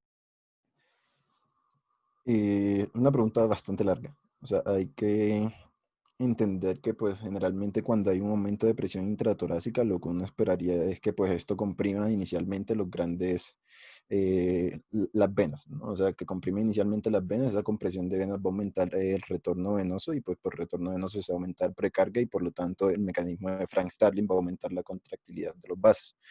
Cuando se aumenta, pues me imagino que están hablando de inspiración, cuando se genera pues la inspiración en general, lo que va a hacer es que por ese aumento, pues eso también ocurre en condiciones fisiológicas y por eso hay un desdoblamiento fisiológico del segundo ruido cardíaco, pero ese aumento lo que hace es que literalmente ese ventrículo derecho eyecte una mayor cantidad de sangre y por eso se cierre después la pulmonar que la válvula aórtica. La segunda parte sería abordarlo desde, pues ya abordamos como eso de precarga y contractilidad, ¿no? Una parte de la pregunta. La segunda sería abordarlo desde términos de poscarga. Cuando son, es que cuando se habla de poscarga, lo que estamos hablando es de la resistencia que se está generando. Como estamos hablando de arterias que tienen sobre todo, pues además de la parte de elastina que tienen una gran parte de colágeno, estas arterias no son eh, tan colapsables como serían las venas. O sea, el efecto de la presión a nivel intratorácico no sería como tan grande en relación como lo sería con las venas. Entonces, creo que no condicionaría una contracción de estos vasos y por lo tanto se aumentaría en teoría la poscarga por la mayor cantidad de presión que tendría que vencer ese ventrículo izquierdo. Pero no sé si el doctor puede complementar esta parte. Miren, la ventilación mecánica es antifisiológica en cierto punto. Incrementa la presión intratorácica y eso incrementa la poscarga del ventrículo. En estos pacientes inicialmente hay una disminución del gasto cardíaco por eso. Entonces, incluso cuando uno va a ventilar un paciente, si no tiene claro ese concepto y le pone demasiada presión al paciente, lo puede choquear, ¿sí? Obviamente detrás de eso hay otras cosas un poco más complejas, pero digamos que redondeando el concepto, recuerden que nosotros fisiológicamente, ¿cómo respiramos? Cuando nosotros hacemos nuestra respiración fisiológica durante la fase de la inspiración, se genera una presión negativa en la cavidad torácica y al ser una presión negativa, esta presión ejerce un fenómeno de succión, es decir, durante nuestra respiración fisiológica, el retorno venoso a las cavidades derechas incrementa, ¿cierto? Porque como que de cierta manera se produce un fenómeno de succión, ¿no? pero la ventilación mecánica es una ventilación antifisiológica porque el aire entra haciendo la presión en la cavidad pleural positiva y no negativa, o sea, lo entramos es a las malas, no lo chupamos, sino que lo empujamos. Eso incrementa la presión intratorácica y disminuye el retorno venoso, ¿cierto? Eso pues obviamente a su vez también va a afectar tanto la precarga, el gasto cardíaco y por supuesto incrementa, o sea, también hay un incremento de la presión a nivel de la aorta y eso afecta la poscarga también de esos pacientes. Entonces, si uno no tiene cuidado cuando uno ventila a un paciente y más un paciente con falla cardíaca, digamos que eventualmente puede generarle una alteración cardiovascular. Ahora, eso va de la mano de otro porque ustedes dicen, bueno, y entonces, ¿por qué un paciente que tiene falla cardíaca y edema pulmonar yo le pongo CPAP y con el CPAP mejora? Sí, que eso es otra cosa que ustedes han visto. Pues ahorita en COVID ya no se está haciendo por protocolos de seguridad, pero muchos de ustedes habrán visto que un paciente que haga un edema pulmonar por falla cardíaca, nosotros uno de los tratamientos es ponerle presión positiva. Pero es precisamente porque en ese caso lo que queremos es incrementar un poco la presión a nivel de los alvéolos para que esta presión alveolar supere la presión hidrostática del capilar y permita expulsar el líquido del alvéolo pulmonar y aliviarle al paciente el edema pulmonar, ¿sí? Entonces, obviamente, por eso es así como dice el dicho de las velas y los santos, ni mucho que alumbre al santo, pero tampoco que no lo queme, sí afecta el retorno venoso y la poscarga, pero en cuanto al paciente con falla también lo que hacemos un poco es precisamente incrementar la presión del alvéolo para favorecer la expulsión del líquido en el caso del edema pulmonar, ¿sí? Entonces es un poco de una y otra cosa, pero en general sí es antifisiológica y afecta y se ha demostrado que puede disminuir el gasto cardíaco en los pacientes de la ventilación mecánica. Listo, muchísimas gracias a todos. Queda la novena pregunta. ¿Cómo afecta el balón de contrapulsación la fisiología cardíaca? Esta sí creo que se la pasamos directamente al doctor. Si quieren, venga, yo les ayudo. El balón de contrapulsación es un dispositivo de asistencia ventricular mecánico. El dispositivo es, hagan de cuenta, como una salchicha que se infla y se desinfla, ¿cierto? El dispositivo se debe ajustar para que se infle durante la diástole y se desinfle durante la sístole, ¿cierto? Entonces hagan de cuenta que es esta bombita ahí, pum, pum, pum, todo el tiempo, ¿cierto? ¿Cómo afecta la fisiología cardíaca? Cuando ustedes saben que durante los ciclos cardíacos, ¿qué sucede? El corazón eyecta, ¿cierto? Sucede la sístole, sale la sangre por el tracto de salida por la aorta, inicia la diástole y lo que ya habían mencionado los muchachos antes, ustedes si quieren hagan un ejercicio que es bonito en la casa. Ustedes pueden tener una llave, ¿cierto? En su casa, abren la llave y cierran la llave y el flujo cesa, ¿cierto? Si ustedes a esa llave le ponen una bomba de las que se inflan de cumpleaños, una bomba de plástico, y le hacen un huequito en la puntica de la bomba, un huequito chiquito, ustedes se van a dar cuenta que ustedes abren la llave, cierran la llave y el flujo es continuo, ¿cierto? Porque la bomba se infla, retiene el agua y por su retroceso elástico me va a permitir un flujo continuo. Eso es lo que hace la aorta. La aorta se carga de sangre y tiene un retroceso elástico que va a permitir un flujo continuo, principalmente anterógrado, pero un poquito se va hacia atrás. Y en ese poquito que se va hacia atrás, esa es la sangre que va a perfundir las arterias coronarias. El corazón perfunde, especialmente el ventrículo izquierdo, perfunde en diástole. Ahí es donde va esa sangrecita a perfundir las arterias coronarias. Entonces, el balón de contrapulsación, cuya punta llega llega inmediatamente antes de la salida de la arteria subclavia izquierda. O sea, tiene que quedar antes porque si no, al inflarse en la salida de la subclavia izquierda, pues le tapa el flujo a la subclavia y obviamente puede generar problemas. La puntica tiene que quedar inmediatamente después. Realmente, si uno lo mira de adelante hacia atrás, después de que sale la subclavia, hasta ahí debe llegar la puntica del balón de contrapulsación. Entonces el balón de contrapulsación se infla en diástole y eso favorece un poco el retroceso de la sangrecita en diástole para las arterias coronarias y se dice que mejora la perfusión coronaria, ¿sí? El balón de contrapulsación es un dispositivo que se puede ajustar en pacientes con angina refractaria, enfermedad multivaso severa, que van a ser llevados, por ejemplo, a cirugía de revascularización. Entonces, al paciente lo operamos mañana, ¿cierto? Pero el paciente, por más medicamento que le pongamos, no, es que me duele, me duele, me duele, me duele. Entonces, una de las formas de ayudar a aliviar esa angina es ponerle un balón de contrapulsación preoperatoria, de manera tal que el baloncito, al inflarse en diástole, como que empuja un poquito más de sangre hacia atrás y permite que la presión de perfusión de las arterias coronarias mejore, y eso alivia al paciente. Él se debe desinflar en sístole, porque imagínense ustedes que el corazón vaya a eyectar contra el balón inflado. ¿Qué va a suceder? Va a incrementar la poscarga, ¿sí o no? Entonces el balón tiene que estar programado para que en sístole inmediatamente él se desinfle. Y al desinflarse, lo que va a generar es un mecanismo de succión, va a chupar sangre. Entonces el balón de contrapulsación va a mejorar el flujo sistólico por un mecanismo de succión, y se dice que puede incrementar más o menos en 500 mililitros el gasto. Si uno tiene un gasto, dependiendo de 3 litros, pues se lo puede subir a 3.5 más o menos. Ese es como el fenómeno hemodinámico del resultado. No es la gran cosa, pero sirve, ¿sí? Entonces, se infla en sístole, mejora la perfusión coronaria, se infla en diástole, perdón, mejora la perfusión coronaria, se desinfla en sístole, disminuye la poscarga y genera un efecto de succión que incrementa el gasto cardíaco unos cuantos mililitros más, que le puede ser útil al paciente. Si el balón está mal programado, pues lo que vamos a hacer es incrementar. Si el balón se llega a inflar en la sístole, le incrementamos la poscarga al paciente. Y si el balón se llega, digamos que a desinflar esto pues no va a servir para nada.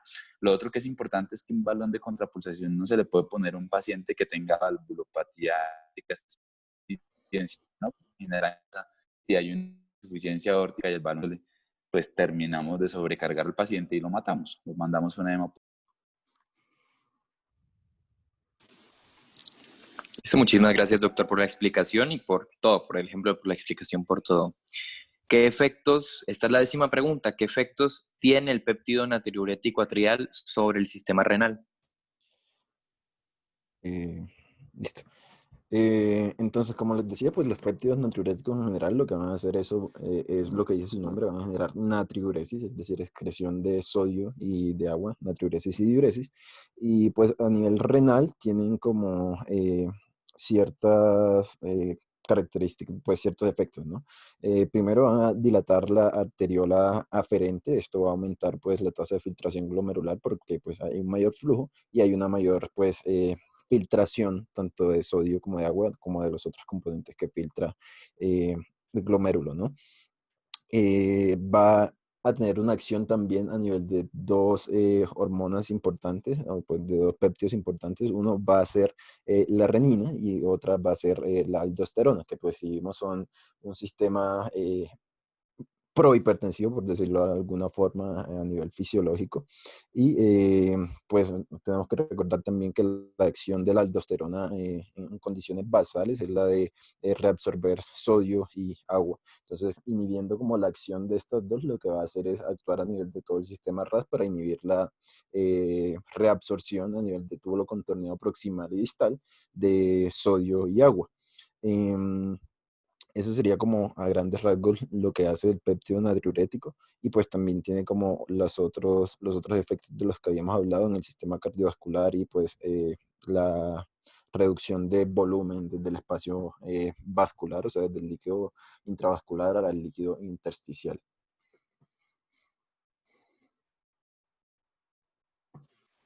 Listo, perfecto.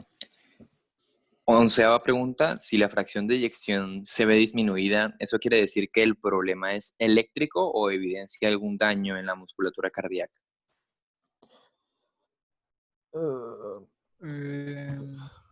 Pues si quieres yo le puedo dar como una aproximación a esa pregunta. Pues lo que se tiene entendido es que puede ser por un problema en cuanto a la musculatura propiamente dicha, puede ser una miocardiopatía o un proceso necrótico que posterior que haya tenido el miocardio, que pueda generar un defecto como tal pues en la contracción, digámoslo de algún punto pues de la musculatura cardíaca. Puede ser también una disminución o un ejemplo de disminución por algún defecto en las válvulas, y puede ser de pronto también por un defecto como tal en el sistema eléctrico, ya sea pues por un bloqueo de rama o un ejemplo así. Esa pues, o sea, no necesariamente tiene que ser un problema eléctrico, sino puede ser alguno de los que mencioné anteriormente. No sé si el doctor de pronto eh, tenga algo que decir o No, corregirme de pronto. sí. Miren, la fracción de eyección es el porcentaje de sangre que se eyecta del corazón. O sea, si al final de la diástole el corazón tiene 100 mililitros y al final de la sístole queda con 40 mililitros, significa que eyectó 60 mililitros, o sea, tiene una fracción de eyección del 60%, ¿cierto? Eso depende específicamente de la capacidad contráctil del corazón. Por supuesto, se puede afectar por muchas cosas como valvulopatía. Si yo tengo una insuficiencia aórtica, vuelve y juega, pues, ¿qué va a pasar? Yo tengo una insuficiencia aórtica, al final de la diástole tengo 100 mililitros, eyecto 60, pero se me regresan por la misma válvula dañada 50, ¿sí?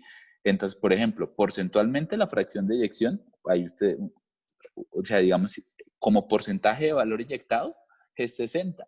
Lo que pasa es que después de ese 60 se está regresando casi todo, ¿sí? Entonces, la fracción de eyección sencillamente es la diferencia porcentual de la sangre que sale respecto a la que entra. Otra cosa diferente es el gasto cardíaco, que el gasto cardíaco puede estar relacionado, pero no es lo mismo, ¿sí? Entonces, por ejemplo, yo puedo tener un bloqueo auriculoventricular completo con una frecuencia cardíaca de 20 latidos, bueno, eso es muy exagerado, de 30 latidos por minuto y tener síntomas de falla cardíaca. Y ustedes van y hacen el eco al paciente y la fracción de eyección es del 60%, conservada, por ejemplo. Pero ¿qué es lo que pasa? El gasto cardíaco es la cantidad de sangre por unidad de tiempo. Y ustedes saben que depende en parte de la frecuencia cardíaca, ¿sí? O sea que si la frecuencia cardíaca se cae, el gasto cardíaco se va a caer sin que eso vea afectada la fracción de eyección. Yo no sé si me hago entender. La fracción de eyección como número específicamente es un valor, digamos, que habla un poco más de la capacidad contráctil del corazón, vista como una bomba mecánica que eyecta sangre, ¿sí? Mientras, y eso es así, o sea, si mi capacidad mecánica falla, claro, yo puedo tener una caída en la fracción de eyección y tener una falla cardíaca, pero muchas veces recuerden que la falla, o sea, la falla cardíaca es la incapacidad del corazón para suplir de oxígeno a las células, ¿sí? O sea, para llevarles sangre cargada de oxígeno. Y eso no necesariamente tiene que ir, o sea, no siempre va de la mano con que el corazón no se contraiga bien, porque vuelve el ejemplo del bloqueo. En ese bloqueo el corazón se contrae bien, solo que se contrae poquitas veces. Y al contraerse poquitas veces, pues es incapaz para aportar la suficiente cantidad de sangre y oxígeno a las células. No sé si me he hecho entender. Van de la mano un poquito, pero son conceptos diferentes, entonces no necesariamente la fracción de eyección tiene o no que ver con los trastornos eléctricos, es más un concepto mecánico de cómo se puede contraer el corazón como bomba que expulsa sangre. Gracias, doctor. Listo. Tenemos otra pregunta. Se la vamos a hacer. Teniendo en cuenta que el óxido nítrico es uno de los factores que puede influenciar disminuyendo la manifestación de angiotensina 2, ¿es posible utilizar esto en algún caso como tratamiento de la hipertensión? Pues más allá de la hipertensión pulmonar en neonatos. Eh, pues yo voy a hacer como una introducción a esa pregunta. El óxido nítrico pues sí tiene un efecto vasodilatador en general y pues está determinado, pues su liberación está principalmente determinada por la estimulación de las células endoteliales de los vasos. Este efecto como vasodilatador del óxido nítrico es importante en ciertos endotelios, sobre todo, digamos, en escenarios de, digamos, infarto agudo de miocardio por obstrucción coronaria, por el hecho de que es como un mecanismo de respuesta inicial y hace parte como estos mecanismos intrínsecos que hablábamos de la regulación del tono vascular para garantizar el flujo a ese órgano. La angiotensina, como vimos, hace parte como de mecanismos de control externo. Recordemos que entonces estos mecanismos extrínsecos o externos pueden como anular esos mecanismos de control intrínsecos para cumplir un cometido en general o un objetivo general de todo el cuerpo.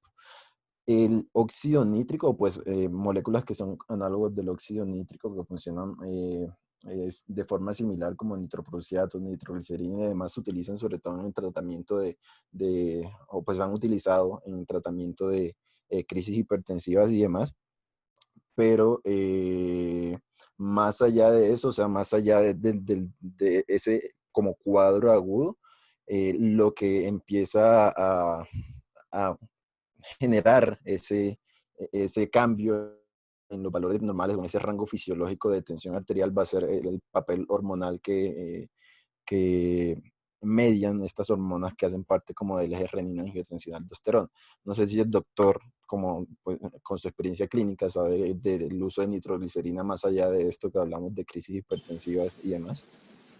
Sí, bueno, hay varias cosas para tener en cuenta. Primero, pues obviamente, para no extender la cosa, hay un librito que se llama Drugs for the Heart de Lionel, que va en la 8ª edición. Les recomiendo siempre para que revisen los mecanismos de acción de los fármacos. El óxido nítrico, todos sus derivados en cuanto a óxido nítrico, nitroglicerina y nitroprusiato tienen, digamos que ciertas similitudes en el mecanismo de acción, toda vez que lo que se aporta o digamos que el mecanismo de acción tiene que ver con la regulación del GMP cíclico y todo lo que allí hace, no tanto en regulaciones de renina, angiotensina, aldosterona, sino es cómo interfiere esta molécula de N de nitroso pues en el GMP cíclico. En cuanto al óxido nítrico como tal, se usa inhalado en neonatos e incluso en adultos también cuando hay hipertensión pulmonar y, por ejemplo, antes de extubarlo salen con óxido nítrico inhalado tantas partes por millón y eso se va reduciendo rápidamente en la UCI, por ejemplo, pacientes trasplantados de corazón que tenían hipertensión pulmonar previa muy severa y a veces uno los hace para poderlos liberar de la...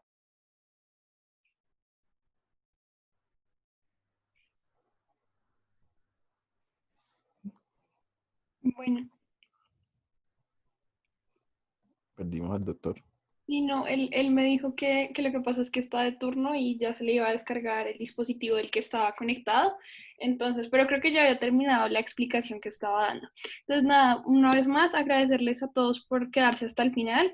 Como sabemos que son los verdaderos fans de cardio por quedarse hasta el final, les queremos compartir este evento que hace parte de un ciclo que estamos haciendo con otros 11 mix a nivel nacional.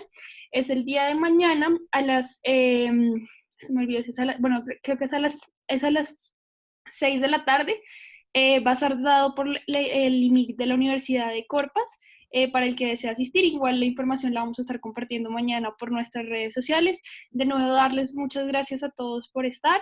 A Diego y a Nao, muchas felicitaciones y muchas gracias por nutrirnos con tan excelente conferencia. Y a todos ustedes los esperamos en las siguientes actividades que vamos a estar haciendo de cardiología. La charla de mañana, les recuerdo, es enfoque de arritmias para el que desea asistir, es del IMIC de la Corpas, en compañía con otros 11 IMICs, ¿listo? Entonces, muchísimas gracias a todos. Gracias a todos por asistir. Nosotros no agradecimos, pero creo que en nombre de Nao y mío, gracias a todos los que se quedaron. Oigan, hola. Hola, Eduardo. Me quedé sin batería, pero bueno, en fin, para terminarles el cuento, sí, esos medicamentos tienen ciertas utilidades especiales, pero si quieren en otra oportunidad los discutimos con más calma, que ya me quedé sin batería y yo ando por acá de turno de urgencias y ya está ya el médico general a punto de convulsionar porque no he ido. Entonces, pero muchas gracias, los felicito por la iniciativa, es bastante interesante y bueno, continúen así que ahí van aprendiendo.